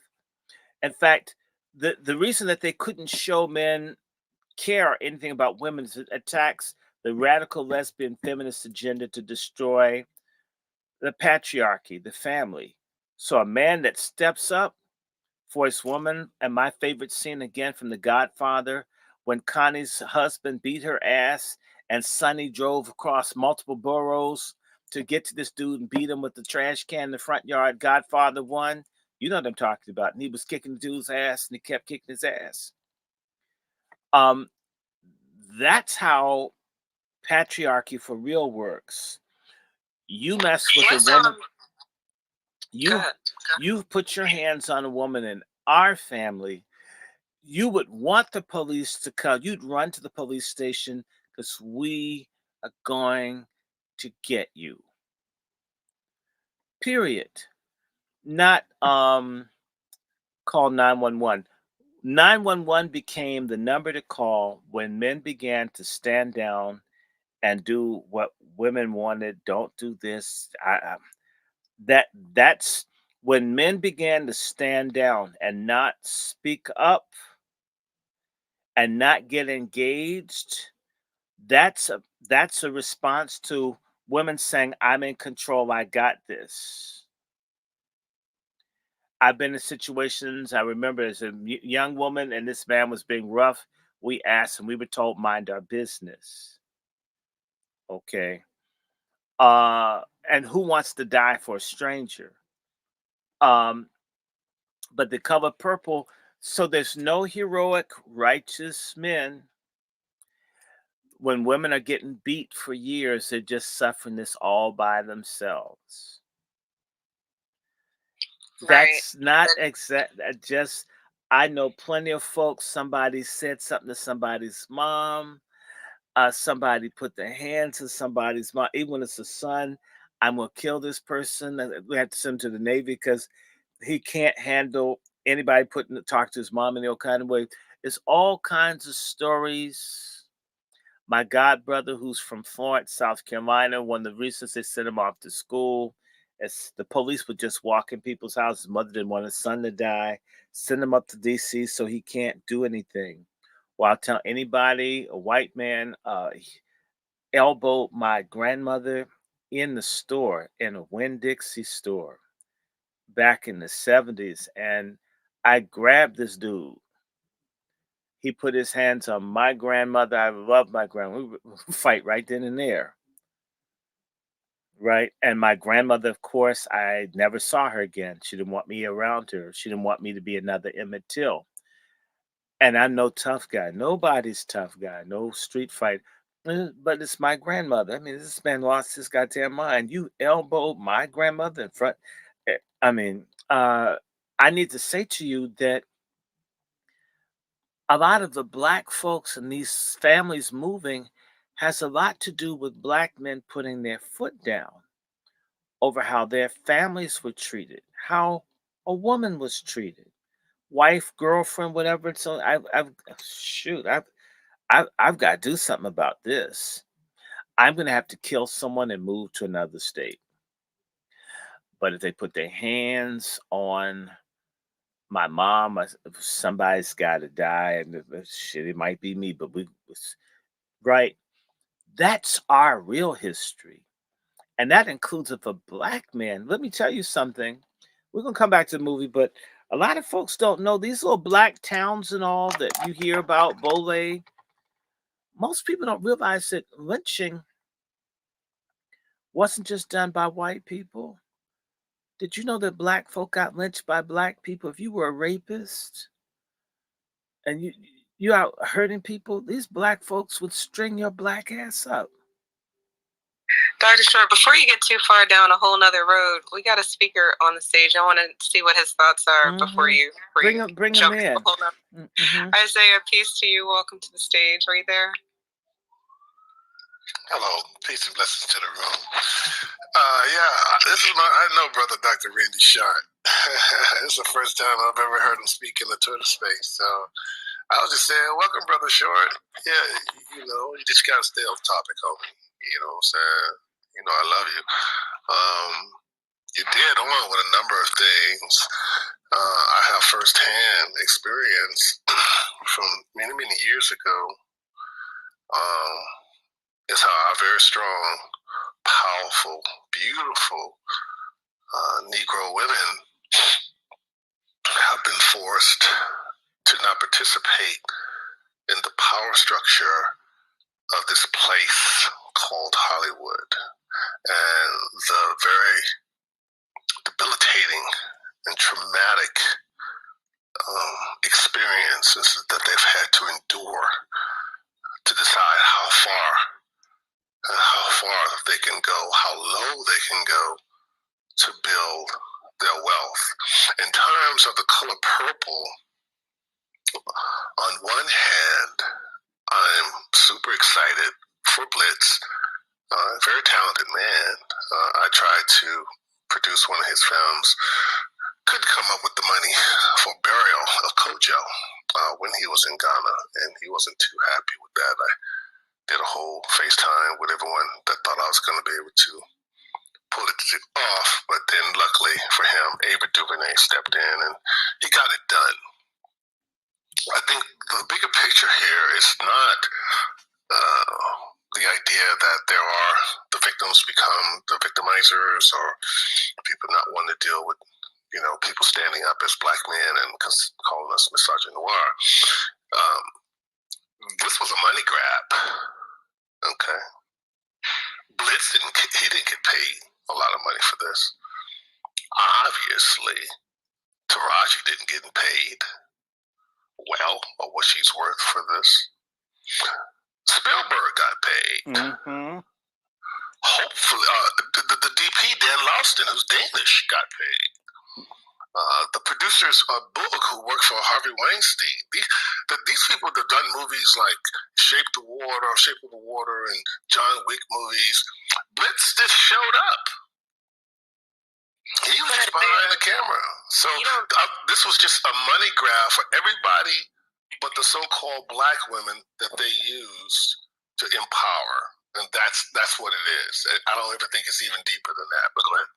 I was just going to say, you don't think that there's ever an underlying reason or agenda to use somebody who's just shows up?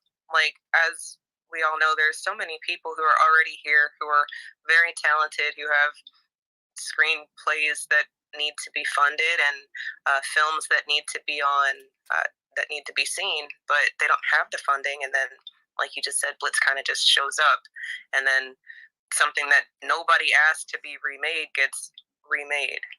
You don't think that there's an agenda there? The agenda is Oprah's ego. I know for a fact that Oprah has never been happy with the idea that Whoopi Goldberg got the Oscar and she didn't. She got a Lifetime Achievement Oscar, but this is not how narcissists operate. Narcissists create enemies in their own minds to do what they do. Because when it's no longer about the money, what do you wake up? What is the challenge of your day? This woman says she has a husband, no children, dogs, lives in Hawaii, gets on national social media with Dwayne as a 2.8 billionaire net worth supposedly, asking people to donate their hard-earned money in a bad economy to people who weren't even warned that their villages, homes are going to be burned, and we never saw what kind of people were in those communities and what they looked like before they jumped in the water. So there's some diabolical things going on where people, what happens when money is no longer an issue. The average person in this room either is seeking wealth building or holding on by a thread to pay their bills. Now, you're talking to someone who's been on both sides multiple times since I was 19. Money doesn't drive me. The truth does, in everything I've ever done. And the truth is always inconvenient, and it's always not appreciated depending on the time and the place and the platform in which you're speaking the truth. What I'm seeing with Blitz, who I know is on board with Ava DuVernay. Ava DuVernay is on board with Oprah. I had a show called The Conjuring Woman.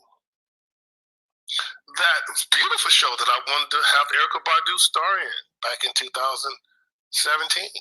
But they went with Oprah and Ava DuVernay show, Queen Sugar or whatever it was, right? While I was still on with Warner Brothers. And they told me, oh, my show is too strong. People keep telling me everything that I try to produce is like, well, can you break them down? They start off and they raise their hand up in the air. All your characters start up here. We need them to be broke and broken. We can't sell strength. We can't make money off that. We need the broken subliminally to know that you will never be empowered. You will never be strong. You will never be free. And now you won't even be strong and free from your own black man, because we got to be reminded of something that happened a long time ago. Wait, what do you mean strong and free from your own black man? What do you mean by that? It goes back to this. When I was on this very popular medical show, my beautiful black women couldn't get to Shonda, but they can attack me in Whole Foods and say, blame me for playing a character that's dating an Asian woman. Never thinking that my boss is a black woman who wrote it that way, who is under the influence of knowing that all of the white men in power has no interest in me or my character or just my essence or who I am to become attractive to their white wives and their white daughters. But that's exactly what happened anyway. The power structure is not interested in having us warriors defend you. Because if that is the story of the day, that we would actually defend a black woman, then they will have to stop attacking you, right? That's what Dr. Short is saying. If you show my strength supporting you, then they have to second guess themselves about allowing rappers to call you everything but the child of God in their music. And wherever you go, even though a sensual dance in Africa that I've seen in villages, they now call it twerking, which is centuries old. So if you keep us divided, keep us warring against each other without all the other traumas and all the other obstacles in society, turn our sexuality into some HIV-infected nastiness, weaponize our sexuality with STDs, knowing that we're going to have sex. That's the one thing we can control when we're broke. Somebody's fucking. It's entertainment. So when they know all these things, it's not hard for them to invest $100 million on the hopes that on Christmas Day, a bunch of broken and traumatized people, men and women, will go and support it. They don't care about changing anything.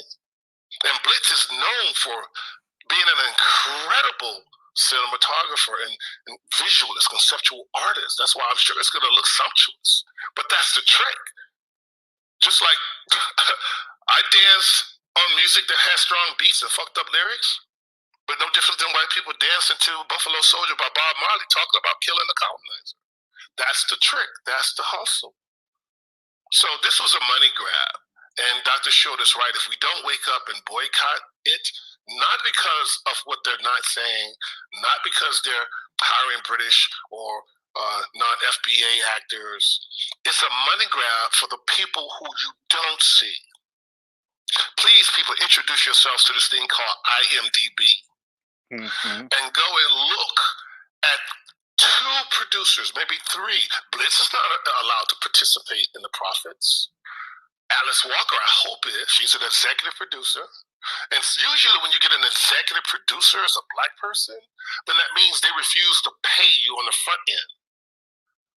Supposedly they're going to pay you from some obscure distribution company. It's going to be transparent enough to go, hey, you made $1 million this month. This quarter. Let me see your check.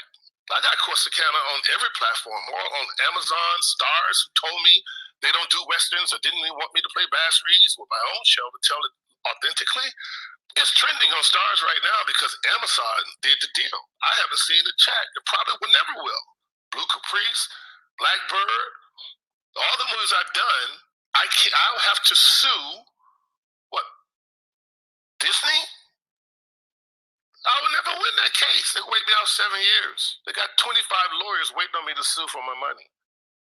So what I'm saying is, you have to, when you boycott and understand what is happening is, why are we continually as a people that are being harmed and still not repaired, supporting a money grab, $100 million for a movie post-COVID, and people still dying in the streets? Who is behind that kind of capital and why? That's all I want to say. And the film was sumptuous. But again, that was our conversation, was it not, Sister Eve? It's so well shot. All the imagery is wonderful. But what's beneath it all are the lies, the fraud. What's her name? Whoopi Goldberg was on the screen for all of 3 minutes or less. And the question, not to insult anyone, but of course, Isaiah Washington is a major advocate for reparations for the person that asked. And they've been in spaces, and of all the people that have any reputation or name, Blacks that are celebrities, I think they're the only one I know of that has not only said that they support reparations, but actually talk to grassroots people like they're doing right now. So it's sort of, with all due respect, it's interesting. Think about your question. Snoop Dogg and all these other people don't come into these spaces and talk to us under any circumstances. We never see them. So they support reparations, and whenever they participate in a talk like this, it simply means that they'll have more opposition to GCPs and others financing projects to create good images and hire people that look like us. We should learn how to be appreciative of each other where we can. We don't have to be angry and mad at everybody. Everybody didn't sell out. Everybody isn't fake. I want you guys to know that the music in the film is passable, but other than the song Hell No and one other song, I don't really remember it. I want you to know, on top of that, I'm happy for all the Black actors and actresses that got paid at scale. It reminds me of the movie Cotton Club with Hines was in it, and Lynette McKee. And it was wonderful because so many Black folks who are in that business at least got jobs and got to pay bills for a couple of days. For this, I am happy because we got to eat. And let's be honest, it's damn near impossible to not be a part of the crooked system, because every dollar that we have that's a $20 bill has traces of fentanyl or cocaine or weed on it. That's how dirty our economy is, and the global economy is dirty. And none of us can completely live off the grid or outside of anybody's system, unfortunately. So if they got paid to do the little things they were doing, the musicians, the orchestra, and the fantasy scene, and so forth, I'm happy for folks who get paid. I would be happier when we were the paymasters and when we were making images and putting forth stories that exalt us. I want to repeat something I've said before. Was there domestic violence and abuse and incest and so forth in my family in Georgia? I'm pretty certain there was. But was that the only thing that my family did in Georgia? No. And that's what makes these things damaging. If the only time a black man and woman are together is when it's violence or it's commerce, it's trade, exchanging of body fluids for currency, that's negative. And that's why I asked the question. Surely one of you, some of you had somewhere in your family, whether it's my father and mother meeting at 14 and 13 and getting married when they're 18 and 19 and never getting divorced. Surely there are people that you know, black men and women, who married their high school or junior high school or their elementary school or middle school sweetheart and never broke up. These stories have value and worth too. And only stories in which the women of Brewster Place are the all this is it's obscene. It's obscene that only negativity happens between black men and black women. And if this is not me judging anyone, but do your research. Some of the main people who get psychiatric care and have issues of mental problems are GCPs. And yet, none of their films, none, ever address issues on the level that they have it. And in fact, if you really go back, you will find that GCPs often, when they wanted to tell a story about being GCP, they would be all black cast films in the 1930s and 40s because the non GCP whites weren't interested in seeing films about GCPs, but would watch films about us. There's a jealousy against our people. We would never imagine that people want something that we have, but in as much as they steal our music and everything else, labor, so forth, stem cells, we have a lot that people want. The problem is, if we don't want what we have, then we're like the character of Esau in the Old Testament, who sells his birthright for a quick meal. We mustn't sell our birthright, our stories, our legacies, our abilities for what it is, for far less than what it's worth. That, in fact, is a type of metaphysical, spiritual, philosophical slavery of its own. And I'm angry at Oprah for this. $100 million, you need $100 million to do all that. Don't need 100 million. And to do something people already saw. Isn't there any other type of story? And I just want to say to you, and they airbrushed the sexuality in it. Damn it, if you're going to have two women bumping and grinding, then damn it, do it. Don't nibble around the edges, Oprah. If that's what you're glorifying, if that's what you're putting on the altar of forbidden or restorative love as two women being together, then damn it, don't nibble around the edges and stand on your square if that's what you're promoting. But don't make it seem as if this is an empowerment thing for women in general, which it is not. There's a very interesting scene in the film where they're building the juke joint for Harpo. And at a certain point, towards the end of the scene, the women come in and take the tools from the men to show the men how to build a house.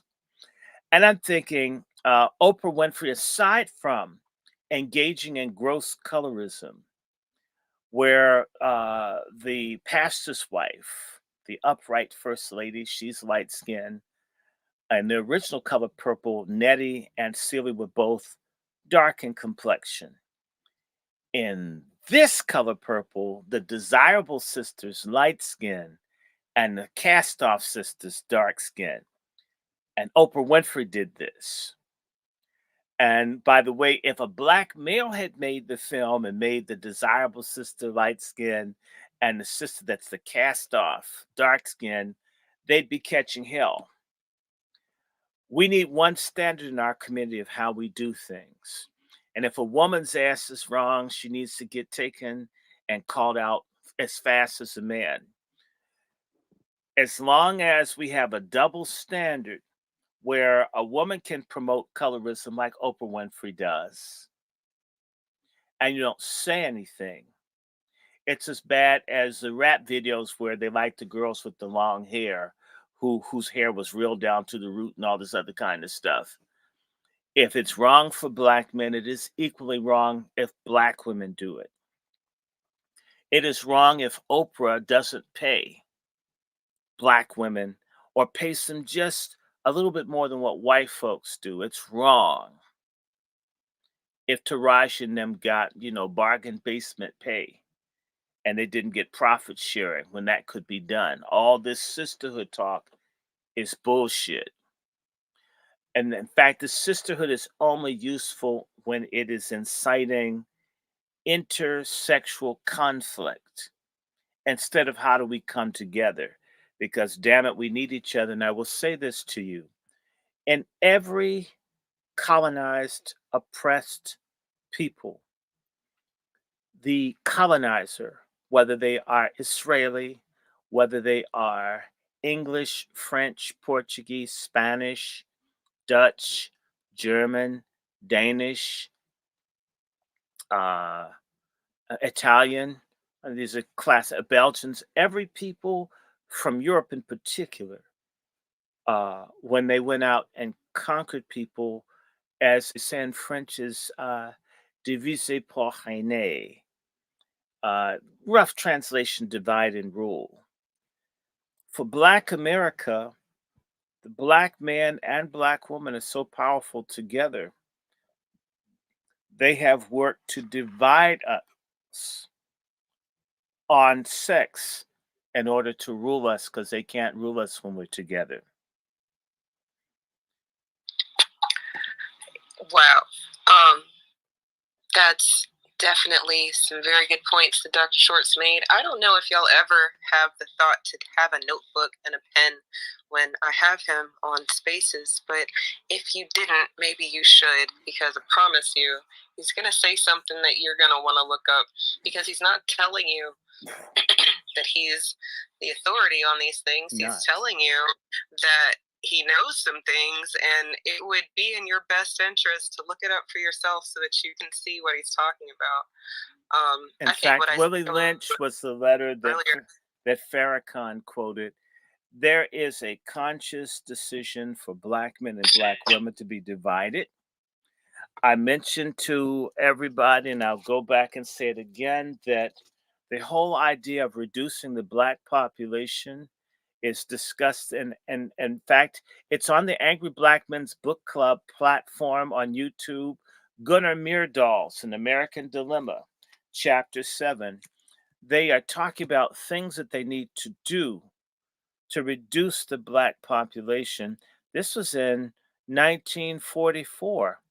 So basically 80 years ago, what can we do? One of those things that was done was to anger and basically bring things in to change the understanding in Black women, what their role was. Now, yes, we lost people in childbirth, but it's gone from protecting the lives of women so they don't die and babies don't die, which was really never the purpose, Margaret Sanger and them, what they really wanted to do is for Black people to not exist and to drive wedges between women and men. Margaret Sanger has a very racist book. I have a copy. I read some of it on the Angry Black Men's Book Club. It's called The Woman and the New Race. And Margaret Sanger makes it very clear we don't want everybody forming families. In particular, they do not want Black families. The Black family as an institution is subversive to the system. The Black family resisted slavery. The Black family resisted peonage. The Black family resisted the redemption in the South, the reintroduction of neo slavery from 1865 up until 1965. The Black family is the only real institution that we can count on that will bring up Black children, that will carry down legacies of resistance, resilience, and struggle. So you must destroy it. The easiest thing that they've found is to consistently attack people. They attack the Black man in terms of having an income. They attack the Black woman in terms of it's aesthetic racism. The teacher will tell her she's ugly, she's undesirable, or to create an environment where she doesn't feel wanted, needed, loved, to get her to not, she doesn't love, she won't love a man, she won't love a child, she won't love herself. Put her with a man with no income, and he has his issues as well. He's attacked aesthetically, but not on the same level. I mean, I don't need someone to tell me that I'm pretty every day. And Oprah Winfrey, a person who feels ugly. Look at the fact that she's got billions of dollars.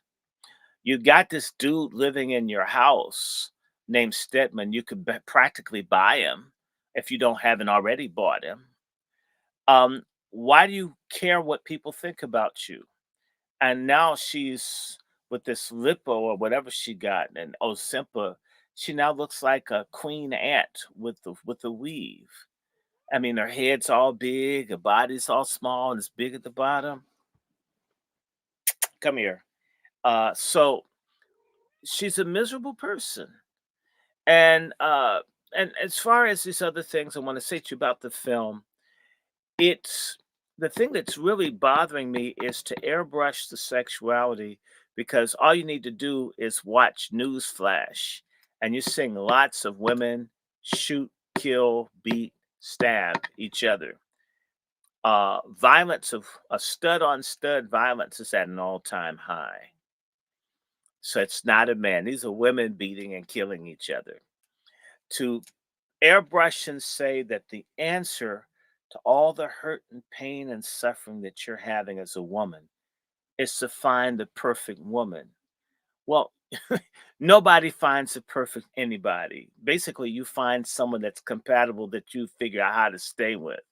But to make the answer to all these problems is for women to be strong, independent, and with each other. And now Oprah makes this film.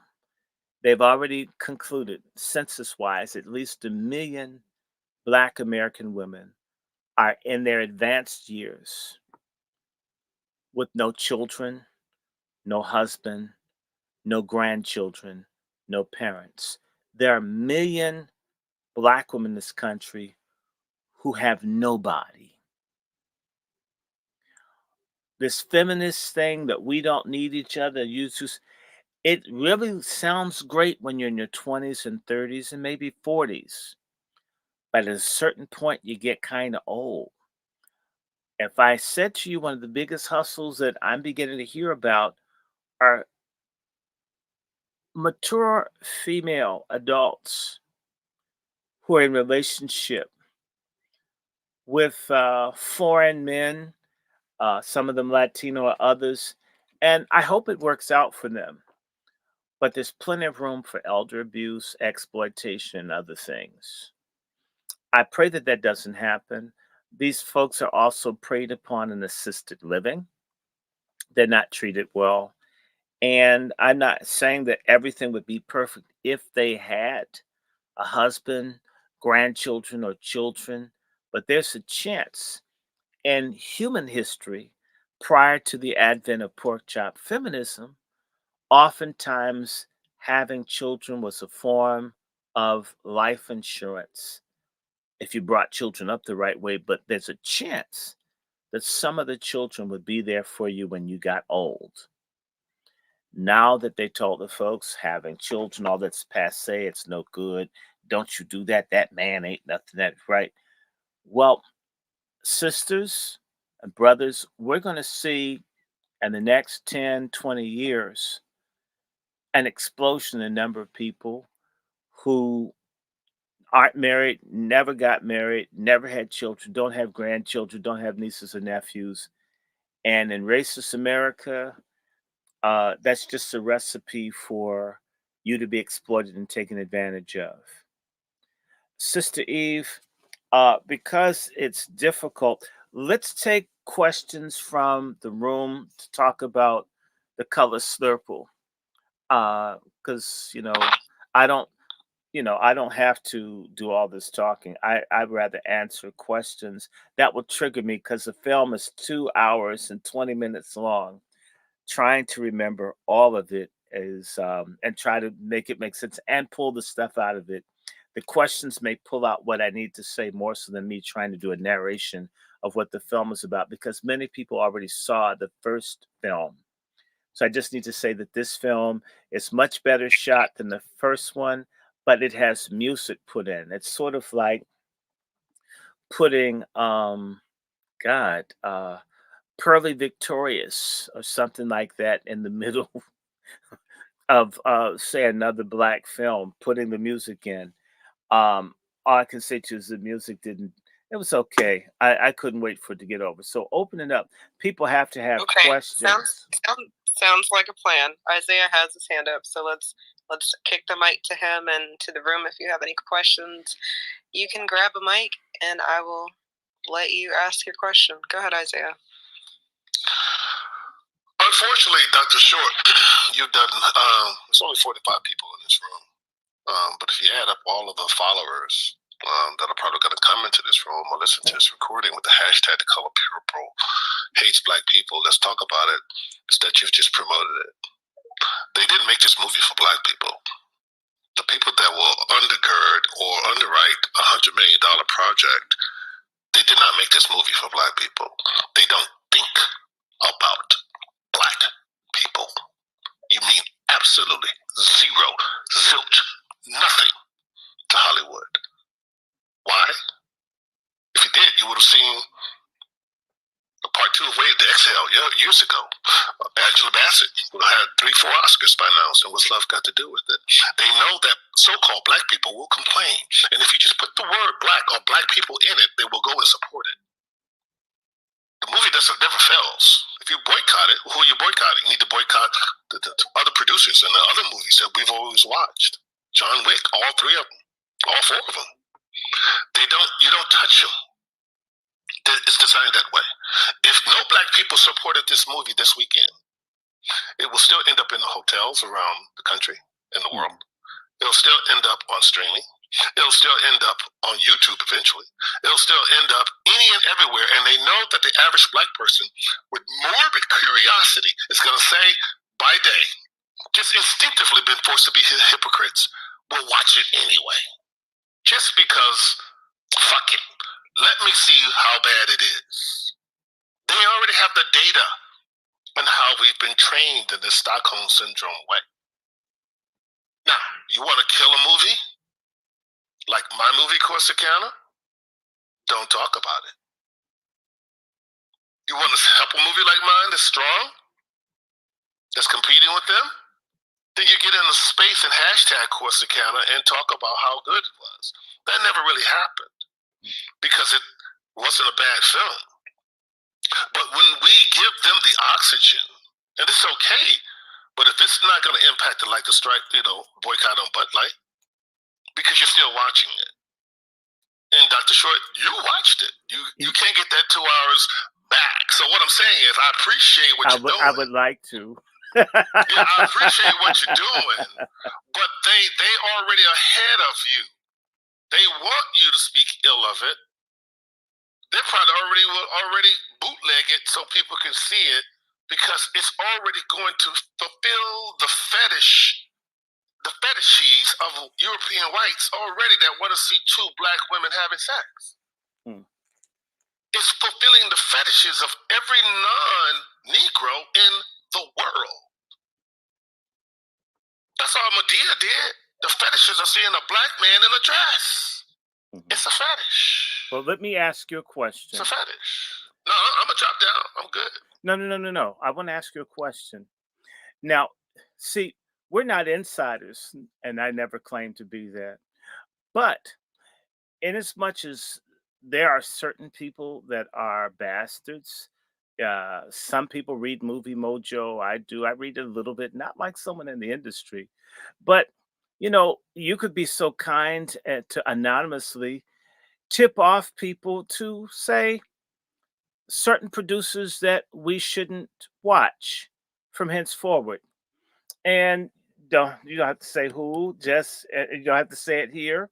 And to me, when we do that, now as far as Corsicana goes, how many people saw that since it came up? I saw it. I watched it about 4 or 5 times.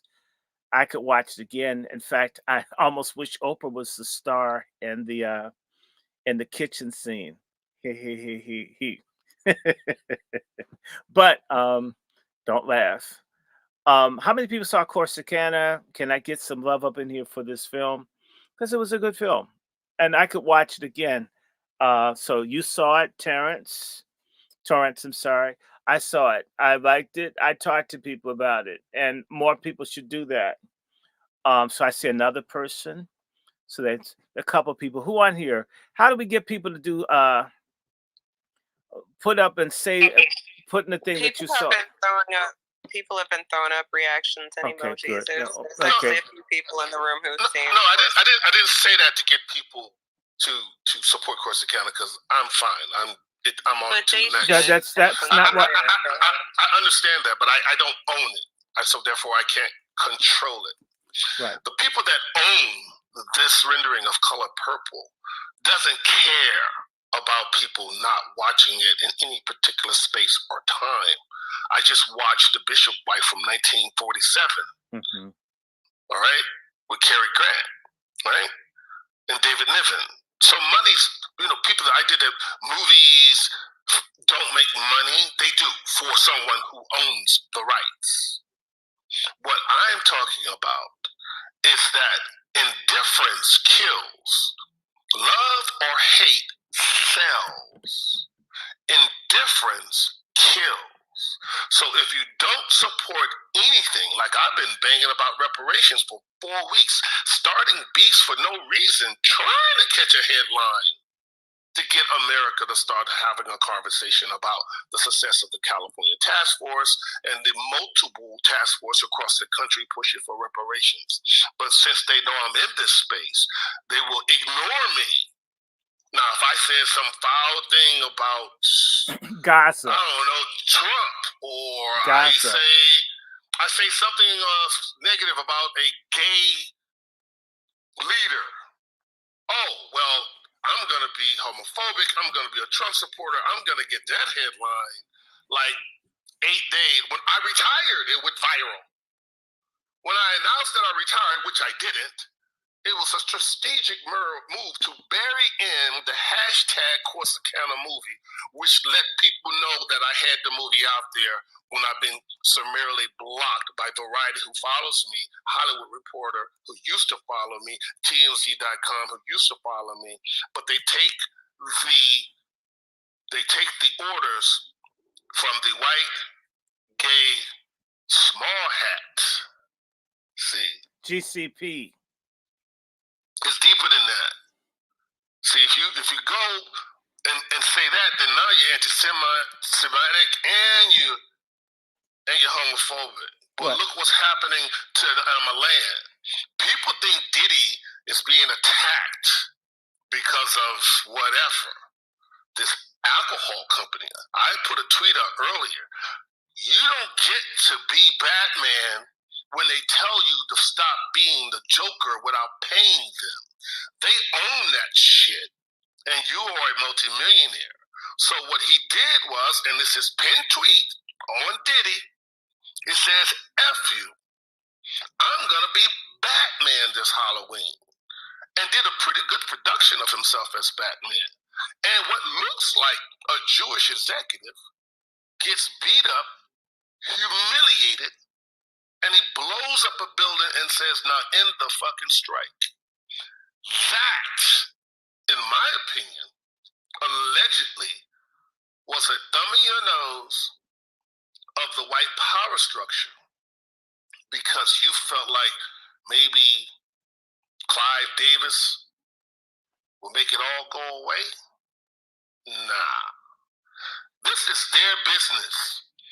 Our black asses were never supposed to be on movie screens to be beautiful and strong and powerful around the world. If that was the case, Wesley Snipes would still be making Blade. Angela Bassett will have 10 Oscars by now and worth $400 million. So, yeah, Color Purple hates black people. Let's talk about it. They know we're going to complain and talk about it, but they also know that somebody in this room is going to, man, fuck Isaiah, man. He dropped the bag, man. I'm going to go work with Oprah. I'm going to go work for Disney. They give me a job at ABC. Fuck what he talking about.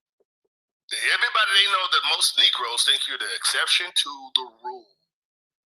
And then when you get there and you turn 44 and you turn 45, Taraji, and you realize the game you played and that you didn't align yourself with Monique, you didn't align yourself with me, you didn't align yourself with anyone, now you want everybody to be crying and feeling sad for you. I'm going to land here.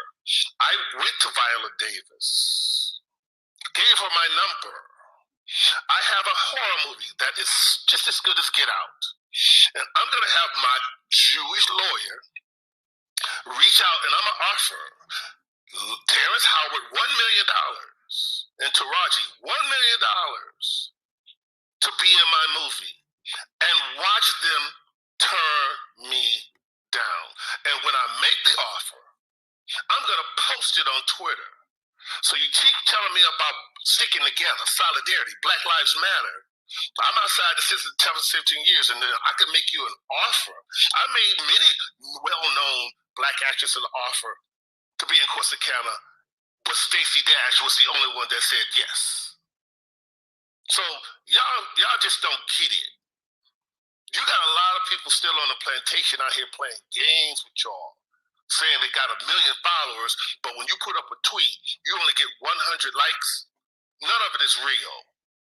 They lied to you. It's all about symbolism.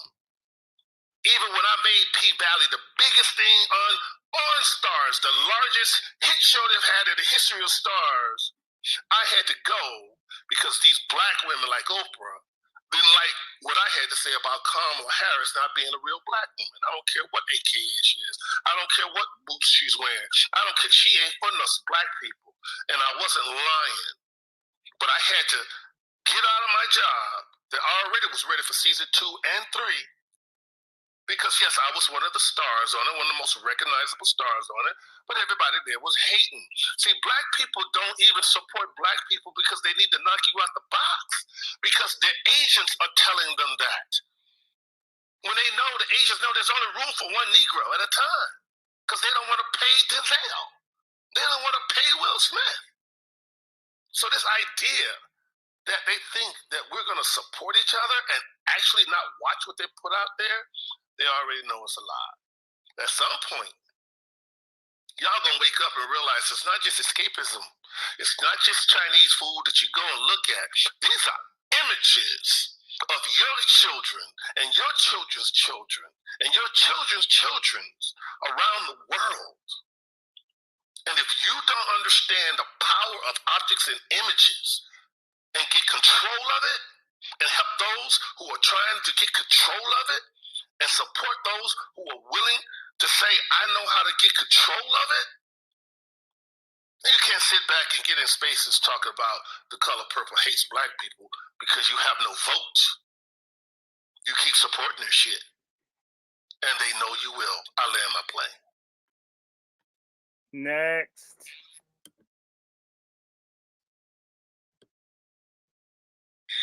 I absolutely am going to stand on the color purple hates Black people as the original hated Black people. This remake hates Black people. I hear what you're saying about Steven Spielberg being the person at the end of the day getting the money grab. No, hate is great. If they hated you, love is it was great. But they don't even care that you think they hate Black people. That's worse. Sure. I think that at the end of the day, it's like two wings of the same bird, right? You got white people who act like they don't like you, and then white people who really don't like you. And right, I feel you. That's not the fight. My fight with regards to the color purple is people who think that we're supposed to support something because it's got Black people in it or because Black people did it. But what it's representing is a bunch of fuck shit. And I'm tired of that. So yeah, we do have to bring attention to it in order to talk about it, because if we don't, the broke Pakistans, the big Pakistans, and everybody in between is gonna talk about how great the movie was. I think you misunderstand me. Color Purple is not, maybe I can help you. It's not about that it hates Black people. It hates unified Black people. Maybe that's what I wanted to make clear. Well, and the purpose of this space is to talk about we're going to be unified whether they like it or not, which is why my point is divise pour régner, or divide and conquer. And that, think about it, the hostess of the space is Sister Eve, and I'm one of the guests. We as a Black man and a Black woman ain't standing for the shit. You know what I'm saying? You know, right. We on the scene. And we do our little bit. Trust me, if we had more people doing what we do in our small way, and I believe some of this is beginning to happen as this partnership unravels, there are other things going on, like this possible war with Yemen and what's going on in terms of this Israeli incursion into Gaza. There are a lot of things that are going to have to be impacted by changes. We don't know what all of them are going to be, but something's coming. And I would say this, geopolitically, a lot of people's eyes are being opened to the nightly news and the babies in bags and the little stadium with the guys in their drawers. That could impact people in Hollywood. And it will, as boycotts and things are boiling and happening. Maybe much worse than Bud Light. The thing is, it hasn't been kicked off, but you do it. In fact, I'll just say this. Many times people have to labor until it comes. I'm thinking of the great Rosa Parks, who was doing stuff decades before the bus incident. And that's often how it works for people that are involved. You may do stuff for years and then it kicks. I believe that we're going into a new century. 1924 to 2024 is 100 years. I saw the fall of Minneapolis. Yes, sir, I enjoyed it. We are moving into a point where there's going to be a change in leadership, whether it's by choice or by putsch, whether it's TD Jakes, you name it. A range of people are going to have to answer because we're going into an economic downturn and a range of other things. And we had an economic downturn in the Black community starting in 1924, and we're back there. The question will be, what are we able to do? What can we do? What capacity? What can we do in unison, those of us that will be united?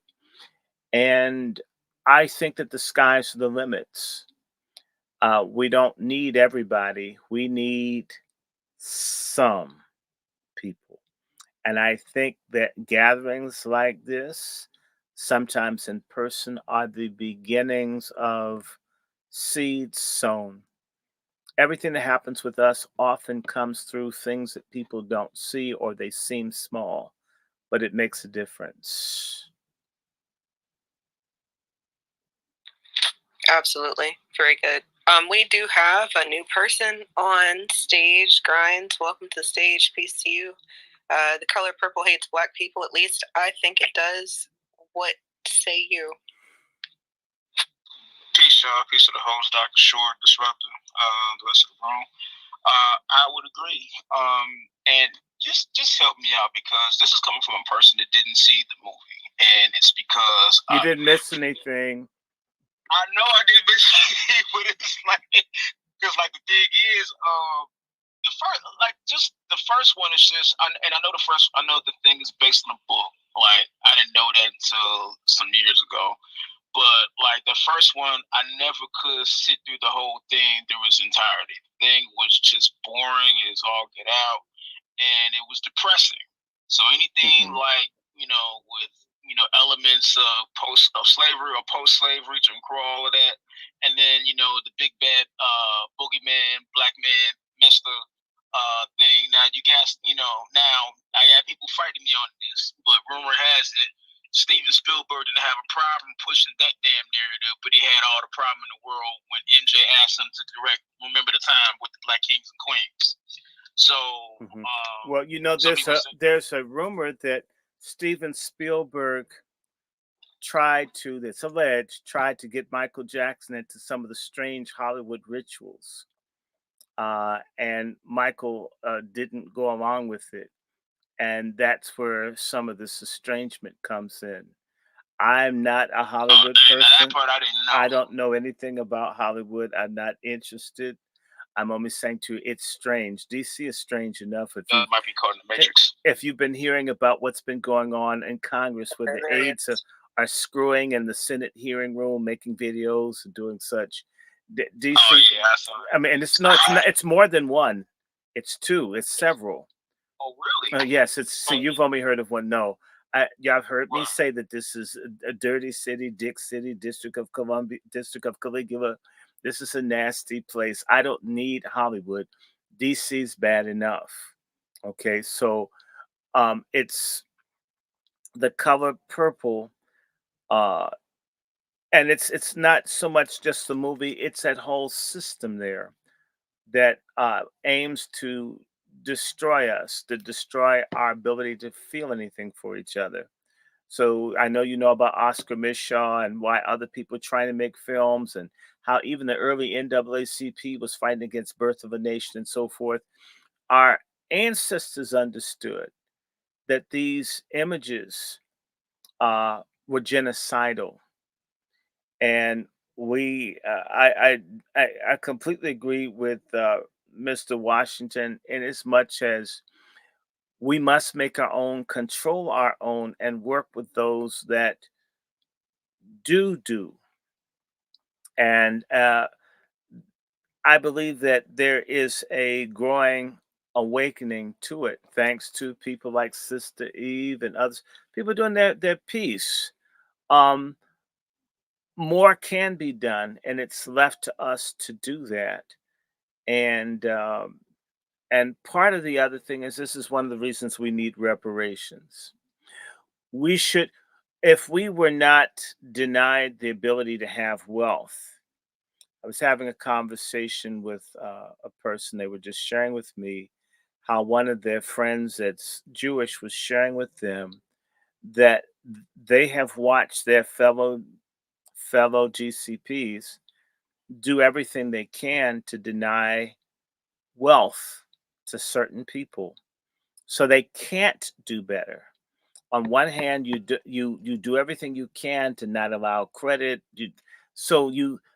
I mock you for being dirty, and I push you in the mud. And we've got to have something that we get behind that enables us to have the means and the resources to create some institutions. Someone got help. People stole from Edison. The basis of Hollywood is from the theft of things from Thomas Edison done by GCPs. we haven't either collected or stolen and created a base for ourselves to make the kinds of things that we must have. We really have to begin to think about, instead of going along to getting along, getting ours. You really should see wealth and power as more like a a wife that you won't share with anyone else versus a gangbang. This people of color garbage, this assimilation, instead of us having our own for us, about us, and uh, and for us, about us, to us, and into our progeny it would go. Um, as far as the color purple, I saw the first one when it came out, and I knew that that was going to be a film that would make problems. Again, the whole purpose of it and other things is to destroy unity between black men and women. That's what they want. Feminism targets our community the most hard. I mean, Planned Parenthood, where are all the places where you kill babies in our neighborhood? Who gets the worst settlements in court? Black men do. Whose kids are in foster care disproportionately? Ours. It is about our dismemberment as a people. And so these things are done to dismember. Oprah Winfrey's claim to fame is that she is stealthily able to attract white women because she's not so as attractive to be intimidating to white women who don't look at a black woman that they think looks better than them. Because there are a lot of sisters that are just prettier than Oprah. Even, I mean, even Cicely Tyson, almost 100, look better than Oprah. Cicely Tyson's gorgeous. They they don't want the best. They want the mediocre. They like mediocrity to reign, and everything is done to keep us mediocre. And because they can't control or dominate us if we are great. In fact, when you conquer people, you do what you can to destroy their greatness, to destroy their authenticity, their integrity, their dignity. It is all about a spiritual, metaphysical destruction of a people. And so, this radical lesbian feminism, along with GCP profiteers who are coming straight out of the Talmud, the Babylonian Talmud, in which it diminishes our value collectively, we have to resist this in every way we can. One way is how we spend money, who we spend it with, and not only that, um, we need to change our whole habits. And I see some of that coming with people realigning politically, but we need a renaissance and a reformation of our minds and everything. We should be able to acknowledge that no people are perfect, but you want to talk about some folks that have issues.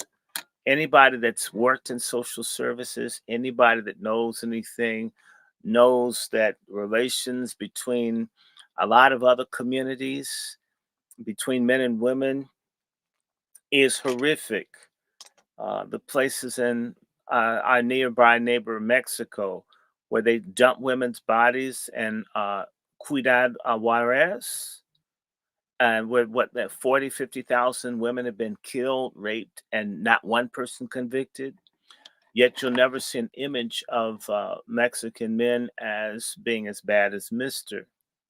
I mean, not 1,000 women, not 2,000 women, not 10,000 women, but maybe 50,000 women have been raped and killed and dumped, and not one conviction, not one person brought to justice, not one.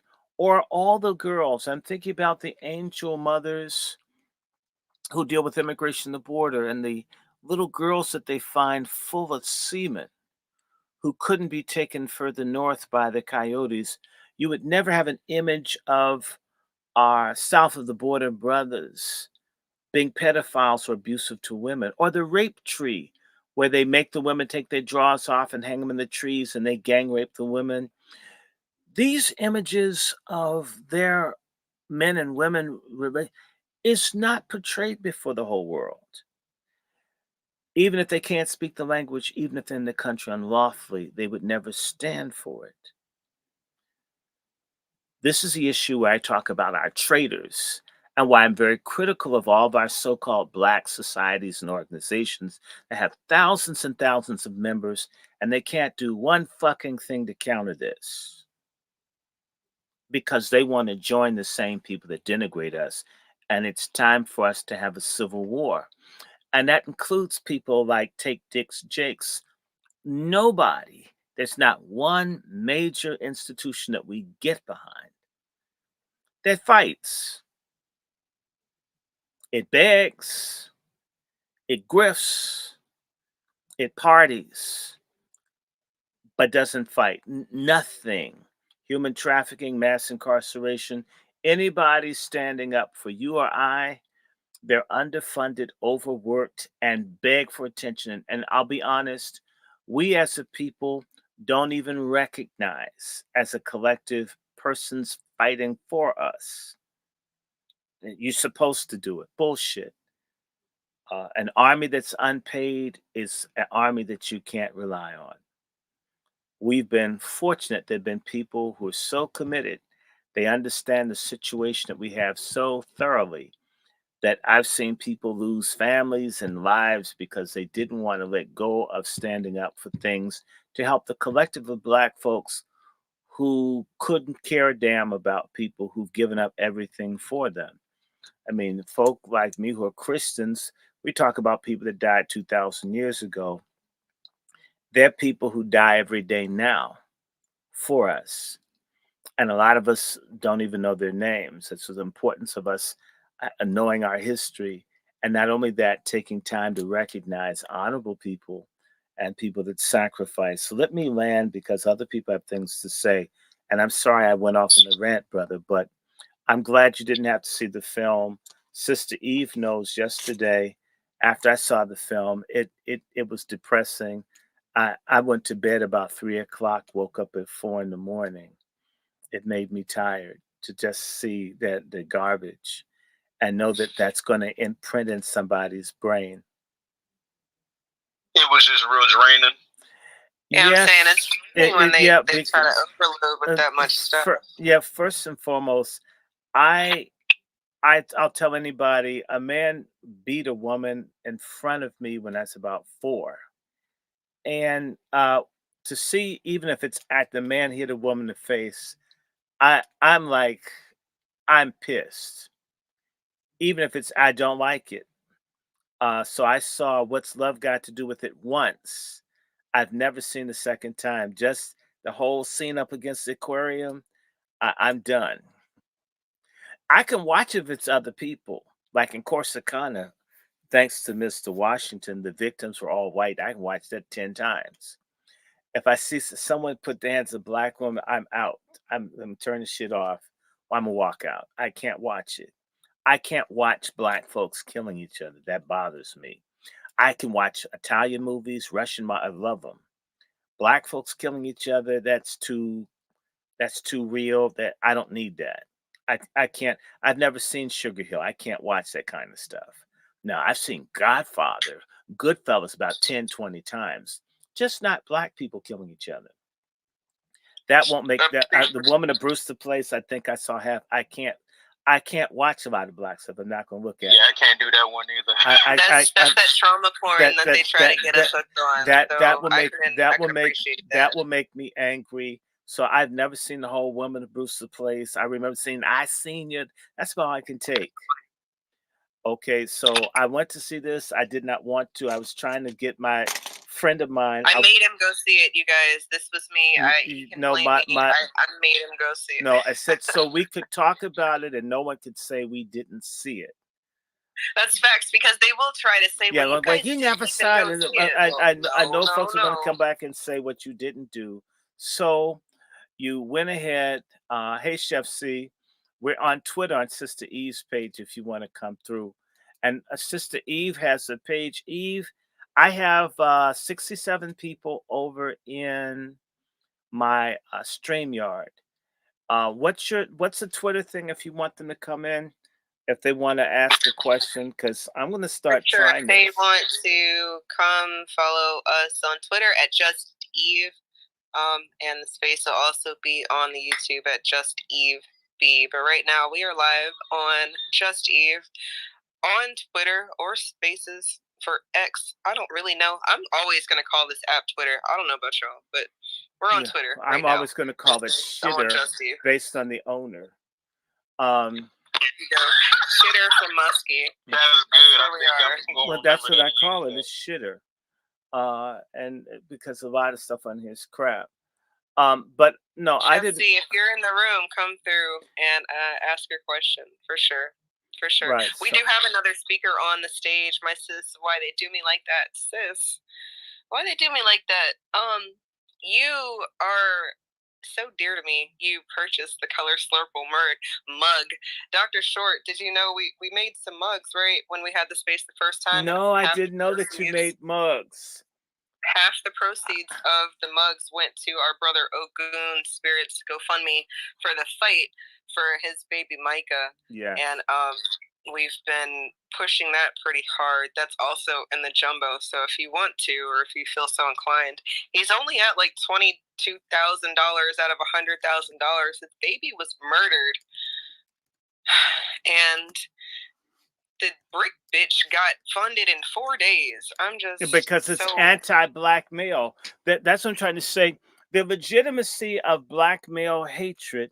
I mean, I already talked about black men, the brother fuckers, the black men that hate all other black men. They hate you if they think your dick is bigger than yours. They hate you if your dick is the same size. They hate you if your dick is smaller. They hate you if you're straight. They hate you if you're gay. They hate you if you're celibate. They hate you if you're bi. They hate you if you're poor. They hate you if you're working class. They hate you if you're middle class. They hate you if you're rich. They hate you if you get along with people. They hate you if you don't get along with people. They hate you if you're from the east, north, or west. If you're a black man, this kind of bitchified black male can't work with you. He's basically that's why I said most of the bitches I know are black men. We have so many black men that are bitches. I mean, we should give them flea collars and give them honorary Kotex so they can plug it up. I mean, it's just ridiculous. I gotta stop you with the flea talk, because last time YouTube flagged me for medical misinformation, even though if we got fleas, we need a flea bath. I'm so sorry. But if you got fleas, you need a flea bath. Okay, but no more flea talk after that. Okay, so my point is just that there's a lot of hatred generated towards us as a collective. And we have our own unnecessary hatred that we carry around that impacts us. But there's always this meanness. If you've ever worked a job and there was another black person there and they were so angry that you were at work, they're angry you were there. You didn't come there to replace them, or even if you're not trying to replace them, they just want to be the only person there. I don't know if you've ever encountered that from a black male or a black woman, and they were out to destroy you. And you could never win them over. They never let you get along. They just hated you because you existed. We have these evil people, but these brother fuckers, you have them. Like this businessman I told you about earlier on, whose job was to provide money to black businesses. And he couldn't find one black business in his entire career to give money that wasn't his to, and that was his job. These kinds of people. We have these terrible people. Those brother fuckers that you talk about. Yeah, brother fuckers that we do. And we have the pork chops. I've seen black women that don't like black women. They either she's too light, she's too dark, or well, what are you doing with red hair? Is that hair really yours? And that's why, right. Someone said something to, I had a girlfriend of mine was her. Wait, Dr. Short. We're about to go down a whole nother road. We got my sis on stage. We got to hear what my sis. Well, go ahead. You said something. That's why I went off. I'm sorry. I know. It's my fault. To the room. I'm doing my best. I appreciate when this man comes through my spaces, and I can appreciate when people know more than me, because I am just Eve, I can't sit here and act like I'm the authority on things. I like to learn, and I hope you guys like to learn too. But sis, hey. hi. Thank you so much for having me, Eve, and thank you for this discussion. Dr. Short, thank you so much for blessing us with your brain and your insight. Like, it is very much a blessing, at least whenever I hear you speak. And you actually, in listening to the conversation, my first take was that, oh no, the color purple, you know, they're she-woman man haters. It's all man hating. But then after listening a little bit more and thinking about it, and you know, I don't know if the accurate word is pontificating, but I think I was pontificating on the discussion, and it really, really does impact. And there's a hate of both Black men and Black women. So first off, we know on the surface that all of the antagonists in the color purple are Black men. Mm-hmm. Those are the antagonists. The woman that made Oprah's character work or whatever, and she said no or whatever, and then put her in jail for 30 years and then made her work or whatever, or however long it was. Yeah, she was mentioned, but she was just like a baddie old white lady. But the real people that were, you know, responsible for the fear and the abuse were Black men. So that's what I kind of like carried on the surface. But then in hearing the discussion, something else kind of brought up in my mind too. And that is that I haven't seen the new one, so please forgive me for that. But Whoopi's character... We forgive you. I forgive it if nobody sees it. Thank you, because I'm not going to give its foolishness. I'm like, no. But like Whoopi's character, Celie, the only thing that I remember about her is, man, you show is ugly. And so what that ended up, also the one beautiful woman that was the beauty of the Black people. I can't remember her character's name, but she's the one who ended up having relations with Whoopi's character.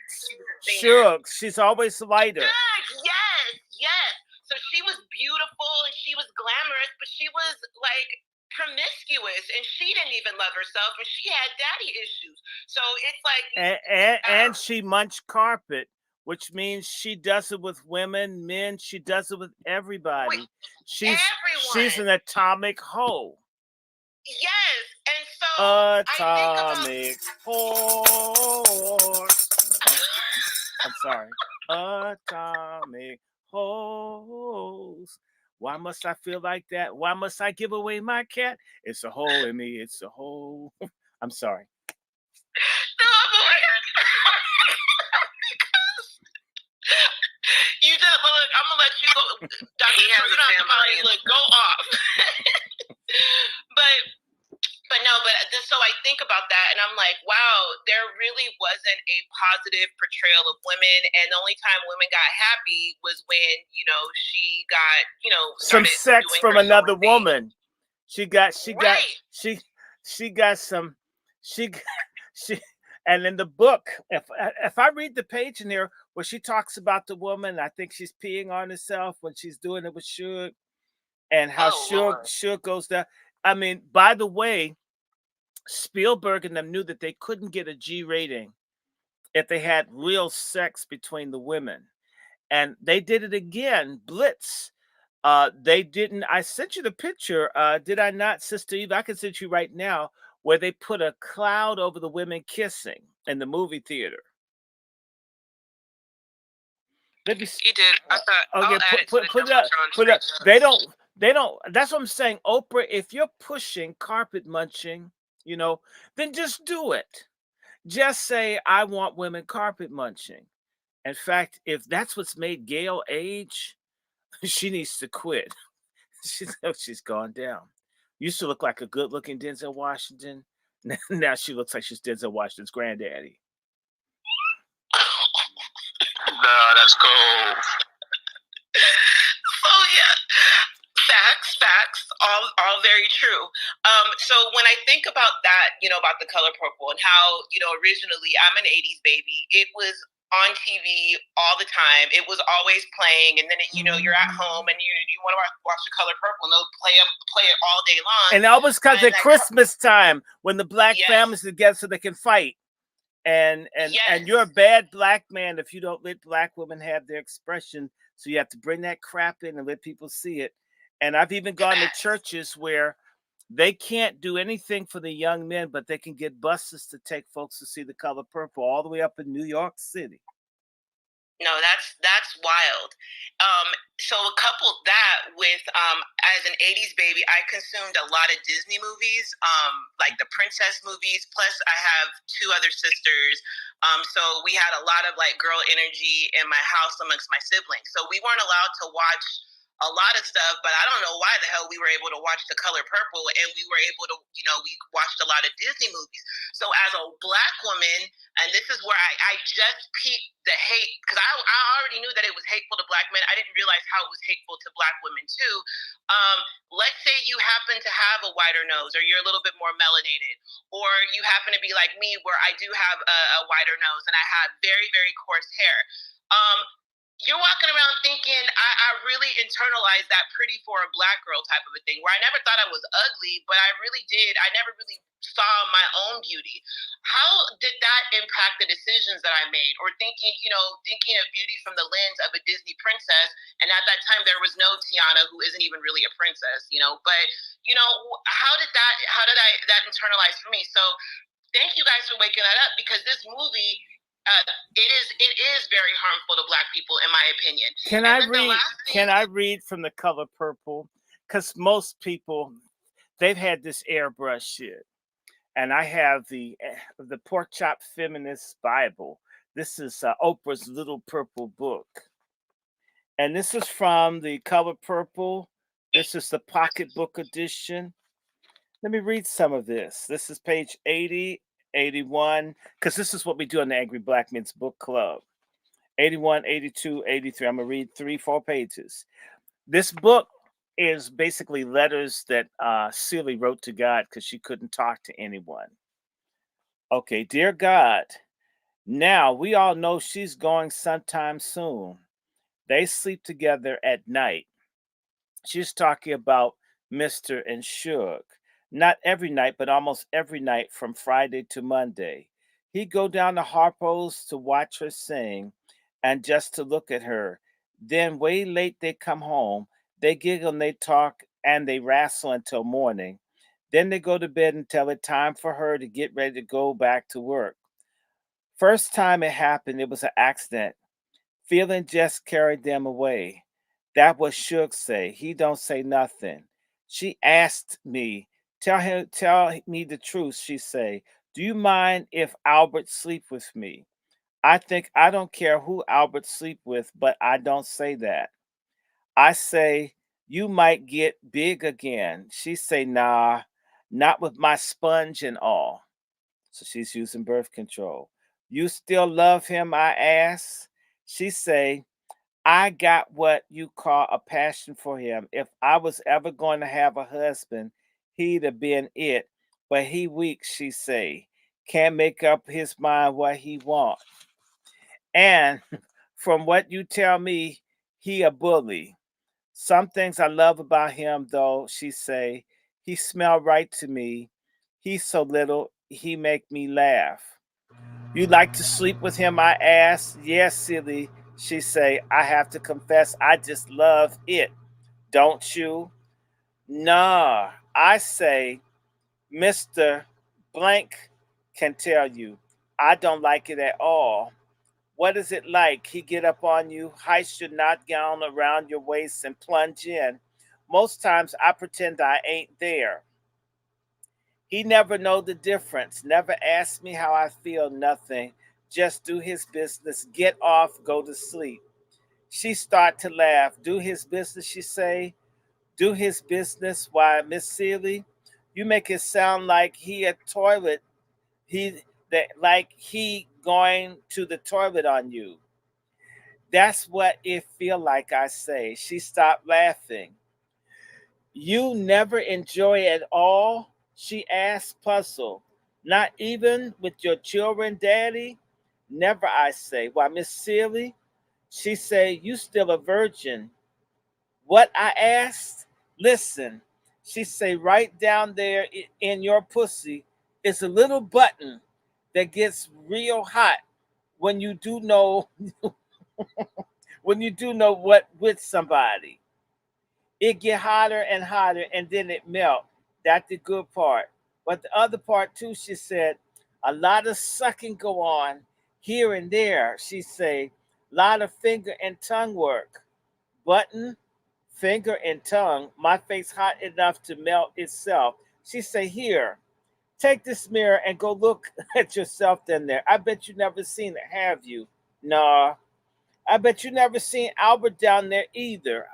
I felt him, I say. I stand there with the mirror. She say, what a shame even to go off and look at yourself. You look so cute, she say, laughing, all dressed up for Harpo, smelling good and everything, but scared to look at your own pussy. You come with me while I look, I say. As us run off to my room like little prankish girls, you guard the door, I say. She giggle, okay, she say, nobody coming, coast clear. I lie back on the bed, haul up my dress, yank down my bloomers, stick the looking glass between my legs. All that hair. Then my pussy lips be black. Then inside it look like a wet rose. It's a lot prettier than you thought, ain't it? She say from the door. It mine, where's the button? Right up near the top, she say. That part that stick out little. I look at her and touch it and feel it with my finger. A little shiver go through me.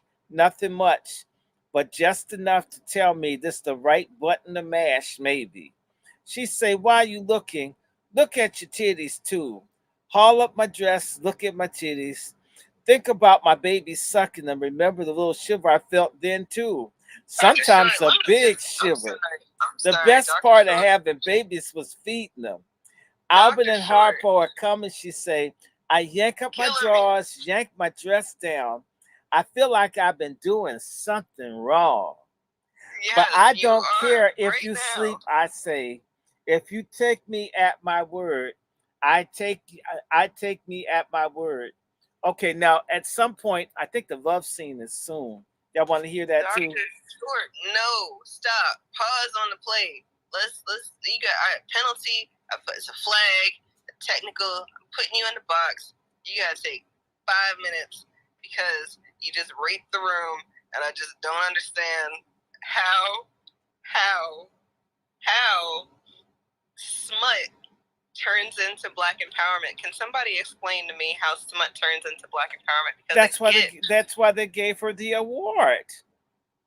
There you go. This is all about, and I'm just thinking, Please don't read anymore. for all these years, black people were having good sex. Then Alice Walker comes along, and black women aren't getting. Nobody's making love. Folk are just screwing to procreate.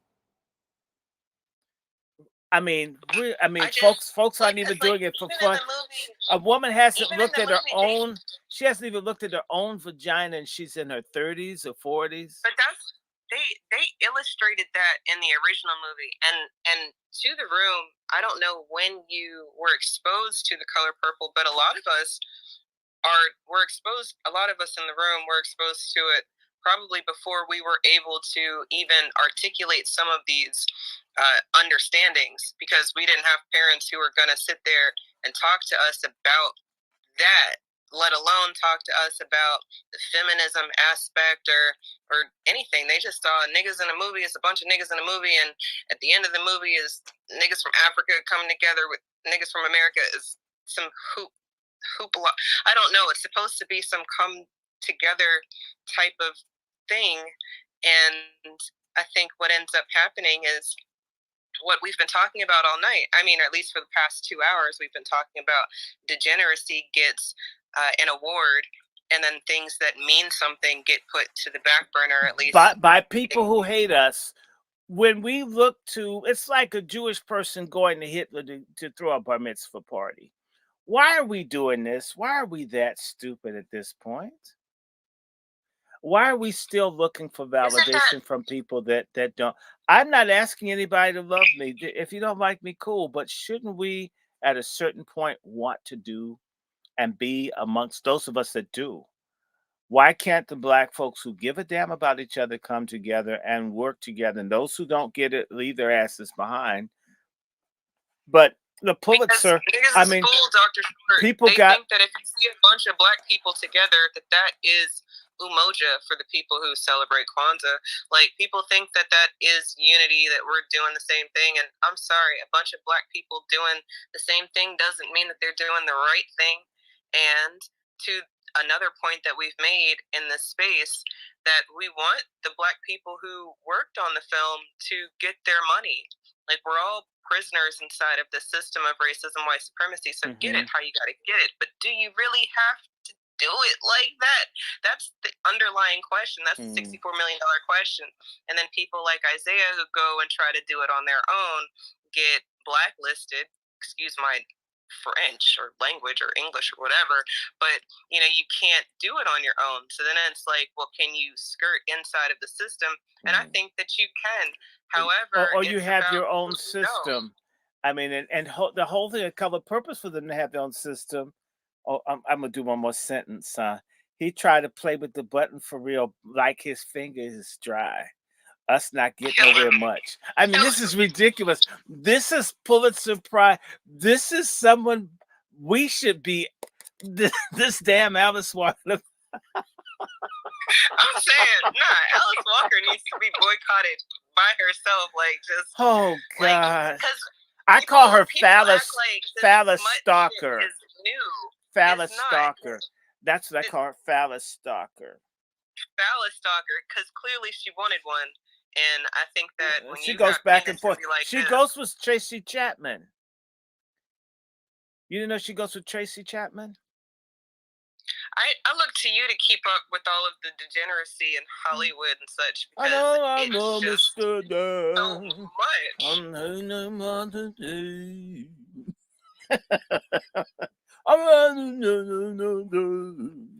I mean, so and I remember everybody just loved Stacy Chapman or whatever, Tracy Chapman.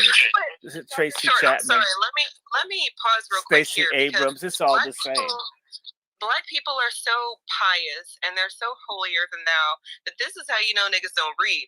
Because if they read The Color Purple and they read the type of shit that you just read in my space for YouTube and all sorts of suppression to happen in the future, because they're going to tell me that I'm supporting porn, I don't think that they would have supported the movie when it came out. But I think some black folks would have supported it. I think, no, a lot of folks simply tell us that it's okay. That's the same way a lot of folks are getting sex reassignment surgery. Once it became popular and cool, a lot of black folks are just as freaking kicky as anyone else. They just want to know they're not going to catch hell for it. Which is why the bad person, The Color Purple movie, the unspoken bad person was the preacher who didn't want his daughter to be, basically a community pussy. And he's a bad person for wanting better for his child. So the black man that's not beating people and hurting folks, he's just, the black man with standards is evil too. So the man that beats and rapes is evil, and the one that doesn't do that has standards is evil too. See, basically a black man can't be right. Would you want your children out doing a whole bunch of crazy stuff? The answer is no, but if it's a black man, he shouldn't be setting it. Black man, nobody expect no standards from anybody. And that's the other theme that's running through there. And so the bad father who just doesn't, why does he just embrace all this stuff? Like, why don't you just marry me when I have 10 kids by 10 different people? I'm entitled to that. And you should have an 8-figure salary to take care of my kids. Don't judge how these kids were born. They mine, right? This is part of our problem too. Right, I thought you were talking about Elon. I'm sorry. You're going to have to rewind that because... No, I was talking about The Color Purple and the contradiction in where morality is an enemy as well. People with standards are enemies. A person that doesn't want Shooks messing with her husband, Albert, and Celia and whoever else, he's a bad person for she hasn't changed her way. Why should I forgive you or let it go when you haven't stopped doing what's wrong? If you brought up and raised a person to be a particular way and they go off and do all this crazy stuff, a lot of people say, to hell with that. I don't need this stuff around me. That you're a drunken, stud out there, like common street booty. I mean, why should somebody have to embrace that? Do you understand? Actually, let me pose you a question, Dr. Short, because you've made me think about something when you're talking about why should someone have to embrace that. If should is dealing with the demon that Celie was not wanting to deal with, like she's kind of taking the blow, I guess, and she can because she's for the streets or of that life, or this is what she signed up for. I think that when we're talking about morality and immorality, people want things to be one way because we're supposed to be this moral good people, but when we're fighting this fight, it might look a bunch of different ways, and the movie tries to team them up on the side against the black man. However, if you really think about it, Mystic kind of financed Celie's ability to do what she ended up doing at the end of the movie. Like, so she wouldn't have been able to do what she did if he weren't in the position that he was in. So no, it wasn't Mister that financed her. According to how the movie was, Celie had a father, and again, it's wonderful. The movie kills off the father that loved his children. So the good black man, he got shot down on the beach. He's dead and leaves everything to his daughters. That's where she gets the money from. And the stepfather, who's the molester, and Mister who gets her through the stepfather, these grifters, basically because the father wasn't there, the patriarchy that they hate. The patriarch wasn't there to protect his daughters. They got taken. They don't draw that out enough. I mean, at the end, she gets some healing that my father. They don't draw that out at all. It's at the end. It's mentioned in the footnote. The father loved me. The father wanted us to be good. The father did what he was supposed to do, but death isn't anything that he can control. But think about it. You're measuring the black man against things that are out of his power, and you're angry with him for not being superhuman. And that's amazing. And yet the women who are not superhuman have issues with the men who are failures. Okay, you have an issue with them being superhuman, that they're not superhuman, and then their frailties, are bad as well. So basically, that's what we have in our black community. You really can't do shit. As they say, black men ain't shit. The same way the woman will date the guy in prison. I can remember in high school, a big fad for the girls. They weren't talking to the guys who were on their way to college. They had pen pals in jail. That was a competition. The guy in lockup. That's amazing. Nobody else does that on a consistency that we do in our community. And so what's so appealing about the man in prison? And so this is a question that what's his name? St. Kevin Samuels. 18% of these highly dysfunctional black men are the ones that are fathers of most of these kids. It seems as if people are seeking out the worst in black men and then holding the whole of black men accountable for the worst. But yet the worst are the ones that are getting the break. Isn't there somewhere that could be on? In the case of Celia, she had no choice. So this was done just right by Alice Walker, where what's an arranged marriage. And I want to say this to you. Arranged marriages are rare in the black community. They were rare a long time ago. But you picked a perfect scenario where the woman had no say, no agency in any way whatsoever. I'm certain that arranged marriages happen. But as a person that studies genealogy, a whole bunch of women picked whoever the hell they wanted a long time. At least I'm looking at many different people I've done research for. all kinds of black families where a black woman's 50, married to a guy that's 20. Our community has always had a greater degree of resilience and choice for women than what's presented by this sister Alice Walker and by Oprah Winfrey's film. Okay, and the idea that all families are led by authoritarian men, that's not the history of blacks in America, because the people who made up the majority of free blacks prior to 1865 were women, and most of those families were led by women. A lot of what goes on in our community has been authored and finished by women who are empowered. So this idea of this powerless black woman that didn't have anything, that doesn't make sense. I'm thinking about my great grandmother that was 6'4", weighed 350 pounds, that owned houses. That this nobody messed with Big Mama. This idea about all the women being powerless, that's insane. It's inconsistent with our history. They've always been. Harriet Tubman's an example. Sojourner Truth is an example. Miss Shadd is an example. Maria Stewart. We have a history replete of women that have been great and were not masculine women, but had agency. This idea of women without any agency and at the mercy of black men just beating the crap out of them, that's not us. I'm not saying it doesn't happen in families or sister, that happens humanity. It's not unique to black people, but across the board. And I want to say this historical note because it's true today.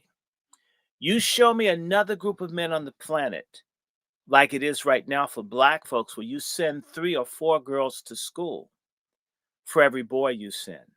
It doesn't happen for any other group of people.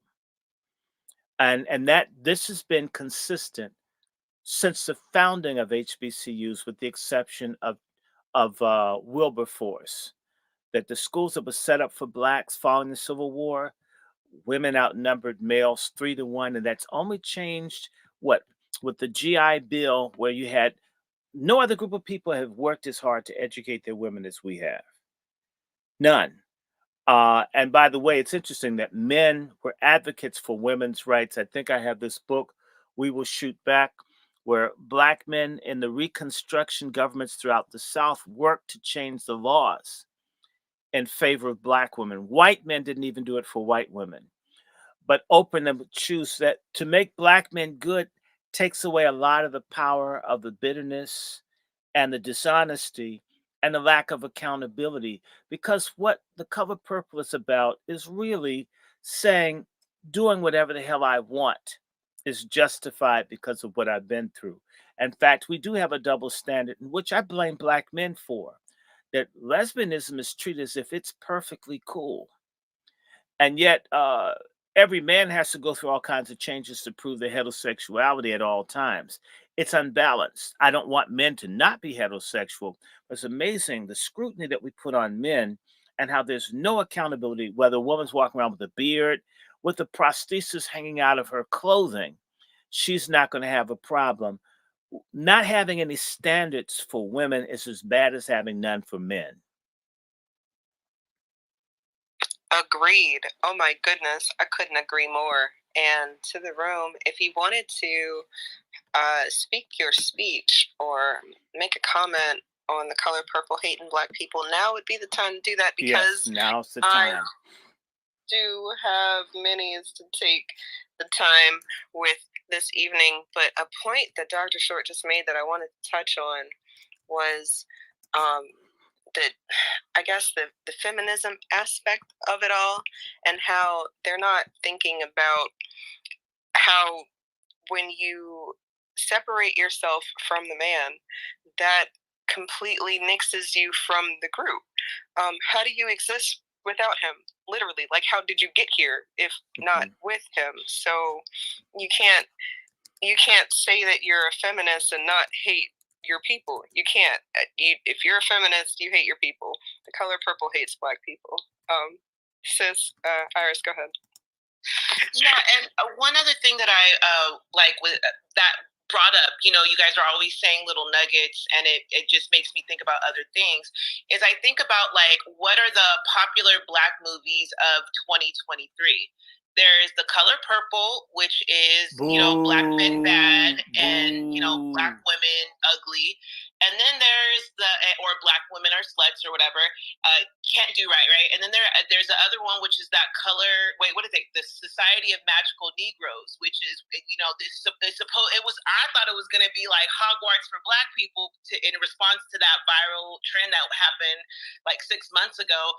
But in all actuality, it's people who got magic to make white people comfortable. And I know that there's some other stuff with that, but I'm like, so either you're cool and you have so that is what this society or these I'm gonna call the demons.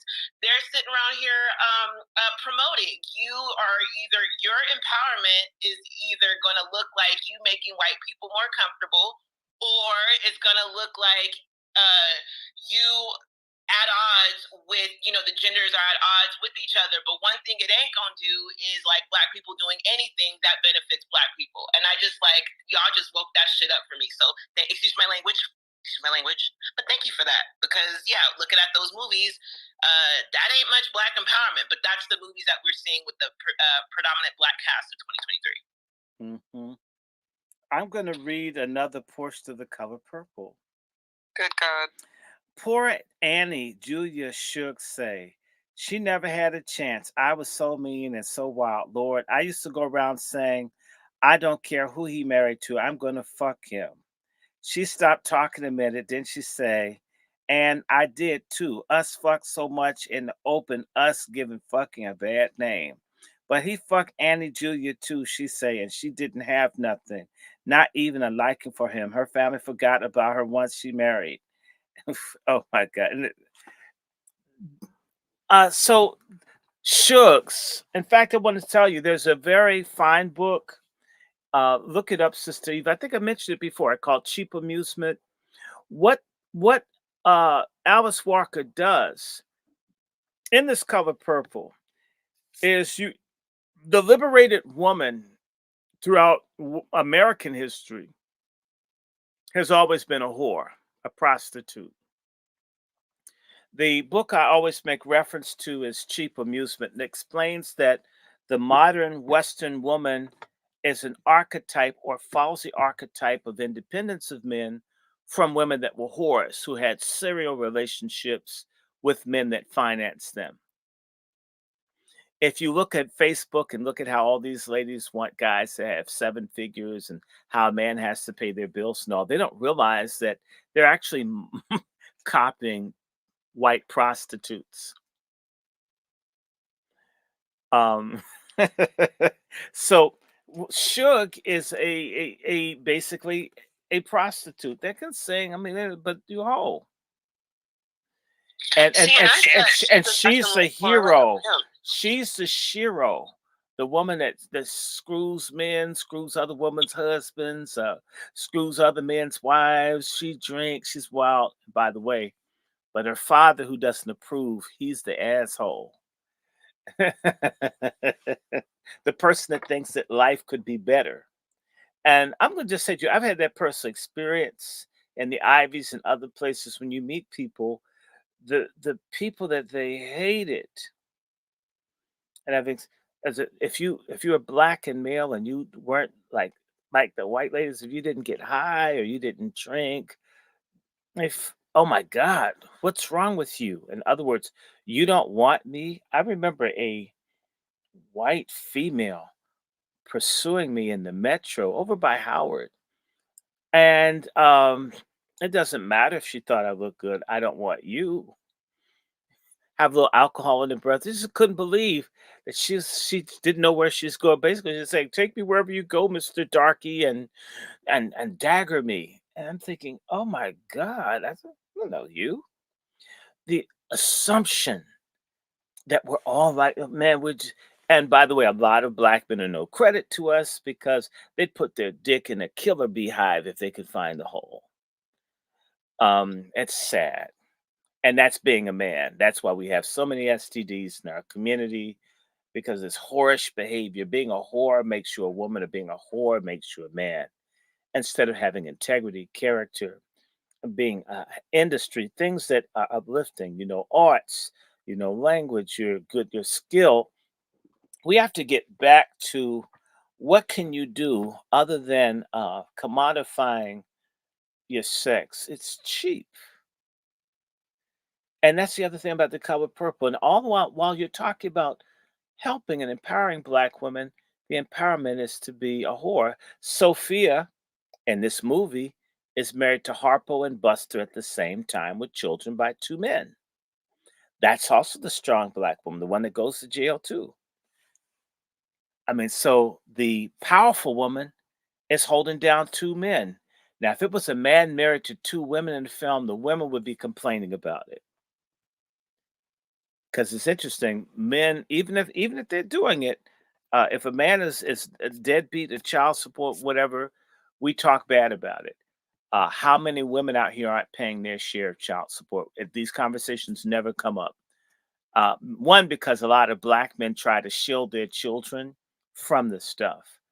And a lot of sisters don't recognize that if you destroy the image of your dad, you destroy the image of that male child, you destroy the image of a husband for the female child. I'm not saying that the woman shouldn't get their MFM, but it's interesting that the other sides to some of the things that drive this, the people who are fascinated by the color purple, very few Black men until recently have even articulated a dialogue. We've been dealing with basically a vagina monologue, as a play said. And what we need is a genitalic dialogue. We need to hear each other and recognize, and because that's what's going to bring unity. I don't know if people know, but I've mentioned this before, that to help Black men and Black women overcome what they experienced in slavery, I don't know if people know the mutual aid societies and other things. Churches would offer uh, classes and means to teach men and women how to be together, to establish families, because some of that was lacking from the slave regime. We need to teach us how to be together. It's assumed that we know. It's true that a penis will fit into a vagina, but it takes more than that for people to create a family. Of course, that should be involved. In fact, we've gotten so weird until there are people who only want people to lick the effluvia out of their rear ends. I don't know what the hell that's about. But liberation without morality is anarchy. Now, I'm gonna, because we can pick this up again. I know that I need to do another interview at 8 p.m. And by the way, all of you on the Angry Black Book Club thing, when I'm done with that, I'm coming back to talk about and read from, in particular, of one of my favorite couples, Robert and Mabel Williams, Radio Free Dixie. This is one of the books I'll be reading from. Robert Williams, and look at him with his wife with a German Luger. Fathers and mothers of Black power, modern Black power. Mabel Williams died a few years ago, I think in 2017. We'll be looking at that, scientific racism. I'll be doing some readings from Margaret Sanger. I even had another book, and let me ask y'all, because I have this book. I just ordered it just to get it. And by the way, y'all definitely drop me a piece, because I collect books. This book here, The Fatal Embrace by Benjamin Ginsberg, Jews and the State. And I'm thinking of sharing some of this because this is a fascinating book. And it talks about, I had this book about 30 years ago, or just under 30. Yeah, about 30 years ago, I ran across this book. And this book is very viable. You should look at it. And this man talks about how GCPs overplay their hand uh, throughout history, and people end up getting mad at them, like what's beginning to happen now. Don't blame me. And I keep telling people, and it's true, I'm the I'm 13 times great grandson of Robert Israel. That's right, a serious GCP from the city of London where all the gold is. So I don't preach anger or animosity against any people. If you really get deep into your history, you start finding out all kinds of stuff that you never thought was connected to you is. I'm beginning to get books on medieval history. I always said there's some white people killing each other. Fuck it. Until you find out they're yours, some of them. Oh my God. And from Dr. Winters, they weren't exactly white people. So now I have to look up these high yellow Moors that I'm supposedly related to see all the bullshit they were on. So one thing we never do is preach hatred against anybody. I may criticize people, but I always encourage people to love your neighbors and at the same time protect yourself from neighbors that don't know how to act, which is why we have Brother Juan on. And Sister Eve, you need to have Brother Juan on your thing to have him talk to people about self-defense and firearms. How about that? Can we set that up? Sounds like a plan. Juan, Fatal hit me up. Embrace, Benjamin Ginsburg. I'm going to do a little bit of reading on GCPs.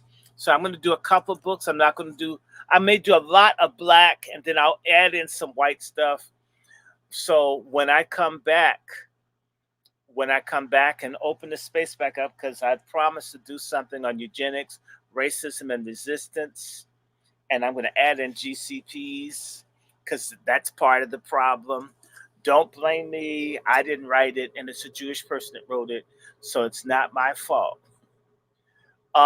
So if people have questions in the room, let's ask, and let's see if we can finish by about 8:10. And so that gives us a couple of minutes to just for people to ask, and let me know if I go too long. Believe me, it's not because I'm obsessed with hearing my own voice. I just, certain things bring out reactions. Much respect to you, Dr. Short. I know that when they get under your skin, it's hard to get comfortable after that, especially after I made you watch 2 hours and 20 minutes of Slurple singing and deviant debauchery behavior. Again, I appreciate you. To the room, again, like I said, if you have any questions, please go ahead and request a mic. I think that the room is enjoying learning.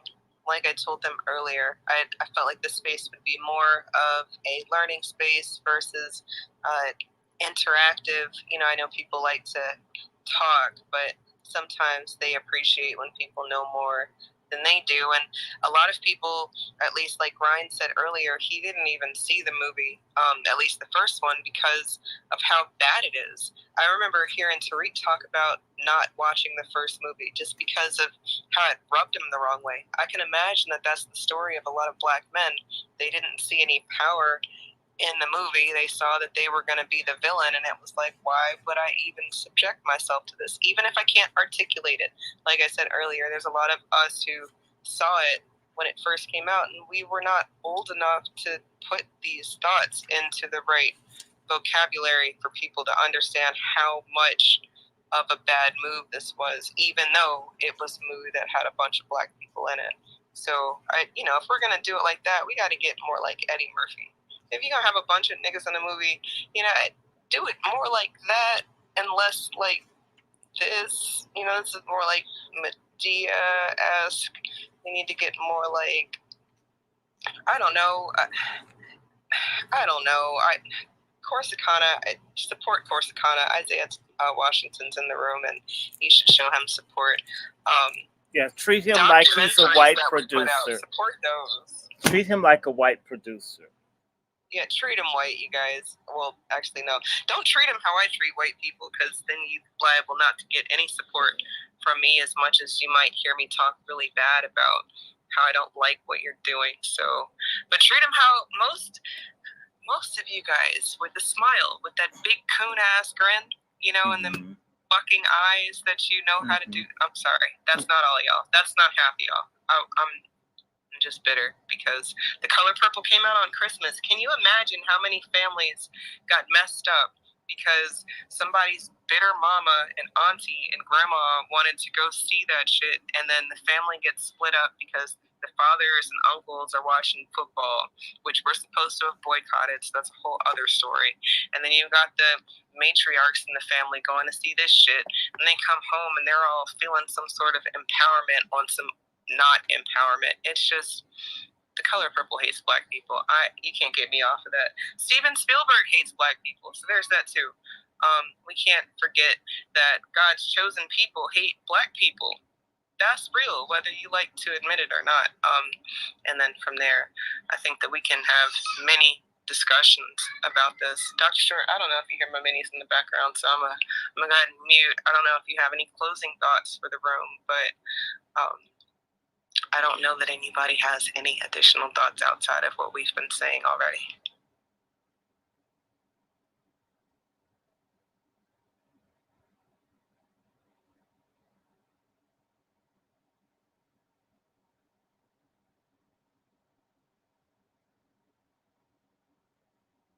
Sister Eve.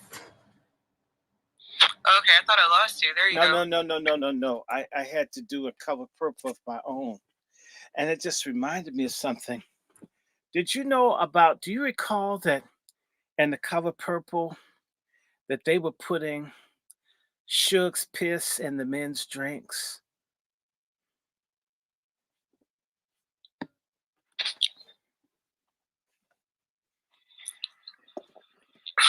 That wasn't Suge piss, that was Celie's piss. She said the next time she was going to put her piss in it. Oh, God. Well, she spit in it the first time, and then she said the next time she going to put sugar. Right. No, she spit in it first. But what I want to ask, hi, Dr. Short and Just Eve, and thanks for having me up here. I came in a little late because me and my husband was having the same discussion because I felt like, one, it kind of pissed me off because I'm like, why would you do this movie on Christmas? Like, it's Hollywood put this movie out on Christmas Day. That kind of rubbed me the wrong way. But two, I want to ask you, you said you think, well, you know, Steven Spielberg hates black people. But are you upset because by the movie because y'all know that actually happened back in the day, right? Everything that it was depicted. We didn't say it didn't happen. You came in late. I'm very straight. She did say that. So you get lots of grace, Miss Angela, because we talked about that. And catch the playback because I think we. Oh, okay. Oh, you recorded it. Okay, cool. So I was just wondering if everybody was upset because it was bringing up like old trauma. That's kind of what my question is. No. I'm very clear. This stuff, are they abused people? My mother's just telling me about a woman that died from AIDS because her husband gave it to her. There's a big thing here in DC where folks are living all kinds of ways, and folk were killing off their wives, husbands with their behavior. This isn't something long time ago. This right now, my only concern is this. There has to be a multiplicity of images, okay?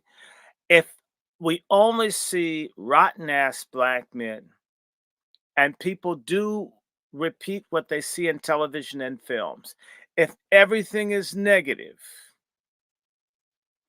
then all of those folks are going to copy that, whether people want to admit it or not. A lot of folks started going to medical school because they saw Mr. Washington take the Asian girl in the whatever room the doctors go in. I mean, that dude could probably sell the key for $1 million. Okay.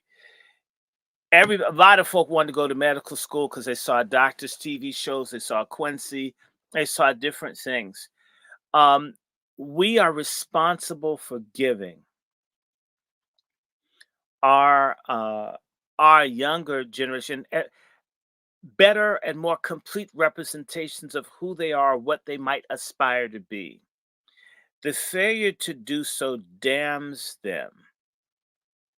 It's the same way I can go back to the late 60s.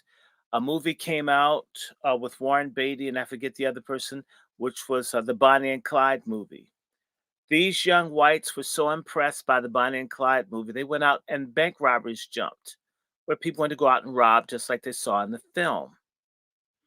These films, Edward Bernays, I'm going to have to get that book, Propaganda. What shapes our thoughts and our ideas are often things we're not always conscious of. It does too make a difference what people see. The birth of a nation led to a resurgence of the Ku Klux Klan, lynchings, murders, killings, race riots against Black people over a film. We have to be honest about that. So if we're constantly being fed these images, it's setting us up to be killed.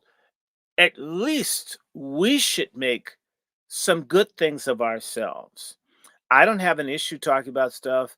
I can tell you incest runs in my family. I had an uncle that screwed at least one of his kids, maybe three. Okay. So that's why you'll hear me. I always come out against pedophilia. I had family in Baltimore, brother and sister met and had a child so retarded because folks weren't keeping up. So we have people who are sick, and there's some of them from Georgia. So I'm very honest about that. My issue is to tell as complete a story as possible, not just one. If we only have the Black man kicking the woman in the ass, and there's never been a Black man that loved any Black woman, like my brother's dead. My brother loved his wife way more than his wife loved him. Now about a woman that couldn't come up with one penny for his burial. Okay. I know of men that would give anything, die for a woman, and women didn't love back. Okay. I had an aunt pushed a great uncle, shot himself in the head, dealing with my crazy ass cover struck aunt. Women can be vicious and cruel too. Let's tell the whole story. All women aren't saints and all men aren't saints. I said that earlier.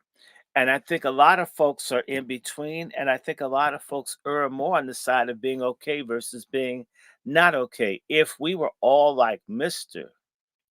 and the other people, we would be dead as a people. No people can survive with that amount of deviance, pedophilia, maliciousness. No society can make it. So there has to be some goodness in us for us to be able to endure our bullshit Black people, our chicken shit Black people, and then all these other white, honorary white, and other people fucking with us at one time. There has to be some goodness for us to have been able to endure all this, still be able to create and do stuff. Travel to some other places, meet people that are Indian, Dalits, or meet Aboriginals from Australia, and you see some people who've really been through. We're doing better than a lot of people have, but we could still do much better. We shouldn't compare ourselves to people who are worse off, but we should aspire to be our best. And this is one thing I've noticed about a lot of Black folks. Like they'll say our Black colleges are all we have, or the Black church is all we have. To me, if TD Jakes is all we have, we're pretty fucked up a lot of people. We should always want better, more, not less. It's interesting. The woman with 8 kids out of wedlock wants a millionaire. We should have that same ridiculous expectation for everything else, that we own and control things. Well, Dr. Reddy, can I ask you a quick question? Yeah. I know you're on the road. Can I ask you just a quick question? So, okay, you said they have to, that all women aren't good, right? And so all men aren't good. I make it very clear. Because Suge Avery wasn't shown in the good light in the movie. No, she's a hero. She liberated Celie. You can't take that away from her. She's in a very good light. She's in a good light if you're looking from a feminist lens. That she's not. See, I didn't look at it like that. I looked at her like a home wrecker. She laying up with somebody else's husband. No, she rescued this woman from abuse. No, you're looking at her with some moral ethical thing. I'm looking at it from a feminist lens. I'm sitting in the theater with all the feminists who are loving Suge and all the women singing Hell No and the women wearing the pants and all that. And the women felt really good because there are a lot of people been brought up in that. But as I said earlier, a lot of these women are now single, unmarried, never had children, and they're in assisted living by foreigners and other people who don't give a damn about black folks.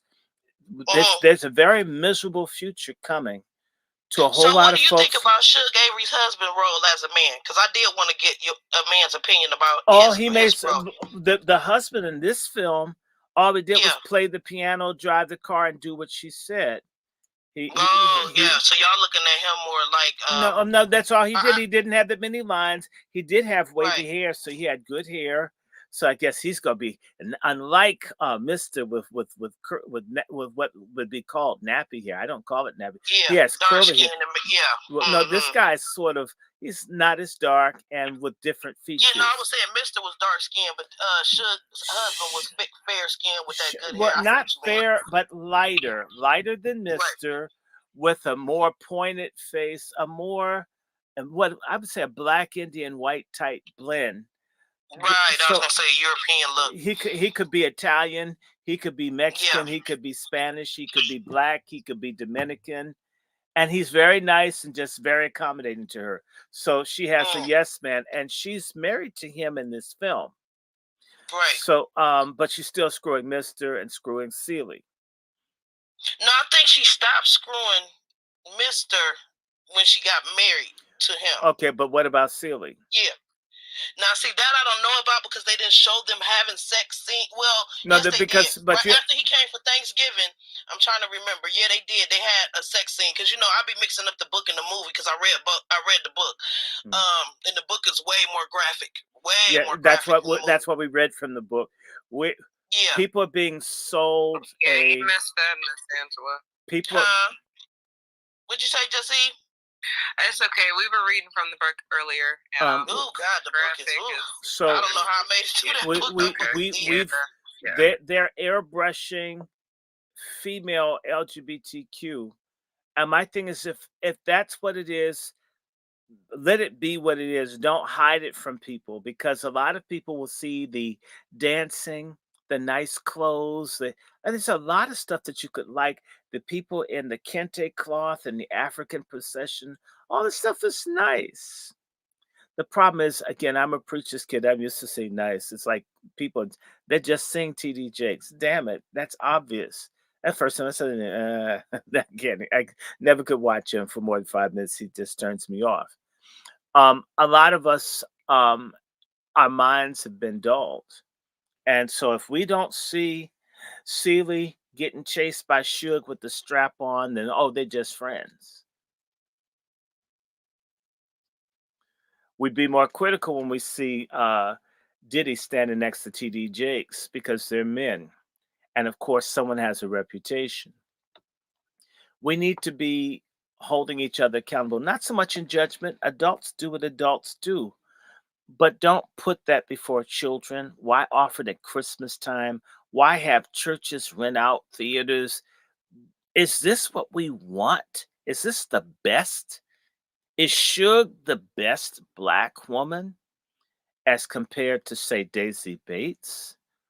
No. In fact, if I had the money that Oprah Winfrey had, not that I know anything about films, whatever, I'd try to make about 3 or 4 really well done films on someone like Ida B. Wells, Fannie Lou Hamer, Daisy Bates, or a real movie on Rosa Parks. Who was she really?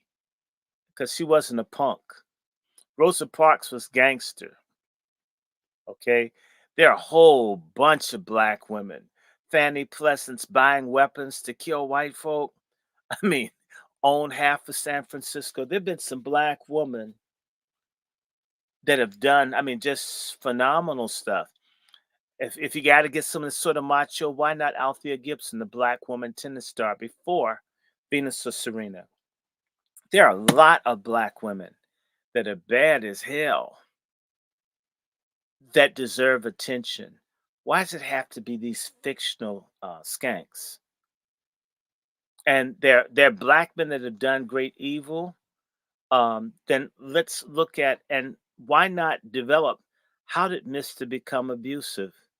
Did his father boink him? I was reading something about Wilson Pickett, great R&B singer, if you remember him. Mustang Sally, Land of a Thousand Dances, 6345789, and so forth, in the midnight hour. But you know what a lot of people don't know is that the boy's mother was so abusive he ran away from home. So I mean, this dude has a bad temper and violent towards people. But who'd ever think maybe that violence came from how mean his mother was? Um, like Ike Turner's mother's friends raping him. Maybe that translates to Tina. Instead of the man just being natural evil black men that just want to hurt our beautiful black queens and rape them and beat them and cheat on them. Could there be something else? In literature, I think it's called flat characters.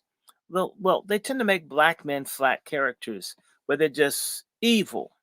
So Mister goes from being evil to being kind of nice. But in the movie at the end, he has on these shiny pants that he'd be proud to wear on Pride Day. I mean, it was strange. Anyway, you know, I'm going to have to stop here. We can do this again. We do need to have other conversations, Sister Eve. Um, you know, if I can, call me and let's do stuff. Let's do this. One thing I would say, Sister Eve, it'd be nice for us to have a conversation on lineage. Okay. And I'd be open. I mean, and other people can come in. I talked a lot more than what I planned to. So forgive me. And as you know, I can come and sit and listen. I don't mind. Everything that Mr. Washington said is useful because, we're just dumbass people that buy popcorn. And usually that shit's not good. So I appreciate his participation, and there's a lot we need to become culture warriors, and we need to look at how we can use culture to uplift ourselves. What Hollywood is an outgrowth of Jewish people learning how to use culture to empower themselves. We have created so much, but we have not made it benefit us, and it's left to us to figure out how that's done. It is doable. After all, we're the people that skate backwards. We're great inventors, and it's time for us to enjoy the fruit of our labor. Let me leave so you guys and then people need to eat, and I'm tired of boring people. You're definitely not boring anybody, Dr. Short. We appreciate you always for coming through to the room. If you were not able to speak tonight, it's not the last time that we speak to Dr. Short. No, you guys know, and if you don't, you should know that Dr. Short is not a stranger here on these spaces, and he comes through when we have things to talk about that matter. And I try to. Should we go out with our song? Should we go out with our song? I think you should go out with Atomic Stud. Was it Atomic Stud? No. It's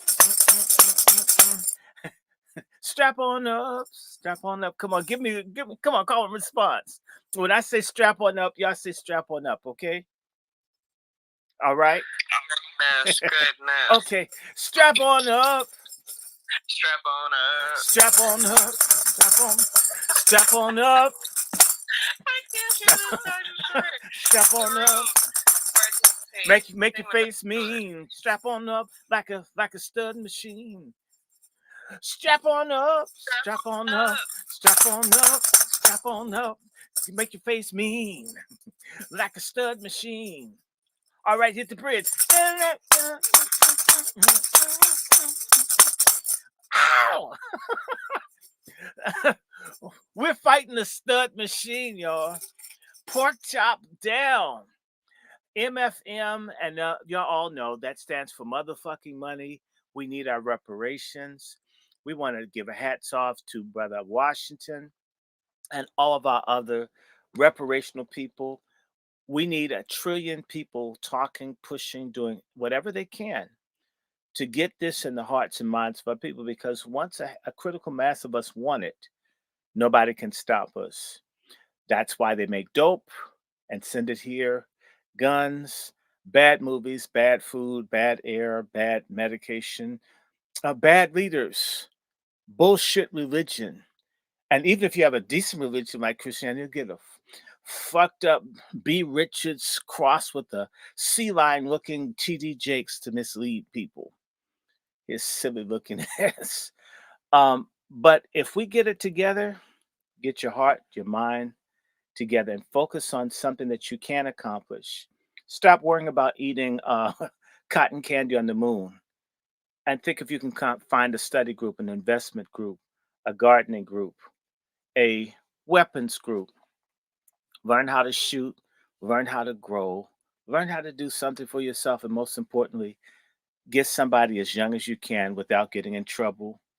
For please please, brothers and sisters, let's stop treating each other like sex dolls and sex toys, and let's see if we could become a people. We don't have a lot of time to play around anymore. If we're not serious about who or what we are, there are millions of people here to replace our asses, and they're ready for Freddy. I'm going to stop here. MFM, be a coon buster, and stay out of other people's fights and redouble your efforts to be in our fights for us. Okay, Black power, Black love, Black decency, Black self respect, integrity, authenticity, and love someone, care about someone, and more importantly, protect someone. And we're nothing without each other. A Black man will never be a damn thing without a Black woman, or vice versa. And we're really nothing without the protection of the Most High. With that, I'm going to leave because I have another thing to do. For you in the Angry Black Book Club, I will be back, I think, maybe about 10:30, if not before. So I won't be long, but I got to do this talk. Okay. Thank you, Sister Eve. Call me if you need something.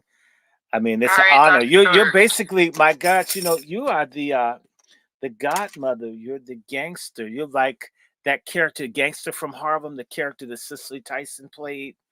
That's you. I think they called her Queen. Okay, so that's you. So anyway, hey, I'm with it.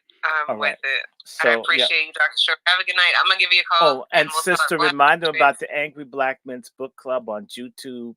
I need subscribers. Yeah, please hit the channel. It should be in the jumbo in one of those different tweets, but if it's not, check my timeline. And put any other contact up there. Absolutely. I want Patreon followers, so I'm at Dr. Randy Short at Patreon. Sister Sean will be out here screaming, "Why did you tell me that?" Okay, my Patreon is Dr. Randy Short. I'm just saying that one more time, Dr. Randy Short. And of course, for this collection of books I have. In fact, I got this book I have to show y'all, Secret City, and it talks about the LGBTQ movement and government. I just got this, and these guys are getting caught in the Senate hearing room. So what I do with my Cash App is I fund my research. So my Cash App is the same as my Patreon, except it puts a $sign. So $sign in front of Dr. Randy Short. $, DRRANDYSHORT. If you do the Zelle or PayPal, it's my email, which I do field questions at wrandyshort@gmail.com for serious people. Please don't approach me for hookups, especially if I don't know what you look like. And I can't trust what you send me a picture, so you should meet me in person. And that's a better hint. Don't try to pick me up. I had some people, I'm very attracted to you. I'm afraid, what if you don't look like your picture? It'll be okay. I don't think so. It's a right. I don't want a stud machine. Let me get out of here before I get into trouble. Bye, Dr. Short. See y'all to the room. Thank y'all for joining us this afternoon and evening for machine. Let me get out of here before I get into trouble. Bye, Dr. Short. Y'all to the room. Y'all for joining us this afternoon and evening for another rendition of my thoughts. Tonight we talked about the color purple hates black people. I am still there. That's the hill that I'm dying on tonight. Actually, I don't feel like I'm gonna die. I feel like I have your support. You guys spoke so much life into my thoughts tonight, and I can appreciate everybody's different stage that they're on in their enlightenment journey. Because whether you thought it was a good thing because you saw a bunch of black people, or if you thought it was a bad thing because you didn't see yourself positively, I think that these conversations need to be held. And I salute everybody who was courageous enough to come up and speak their speech and say their thoughts. We'll do this again sometime.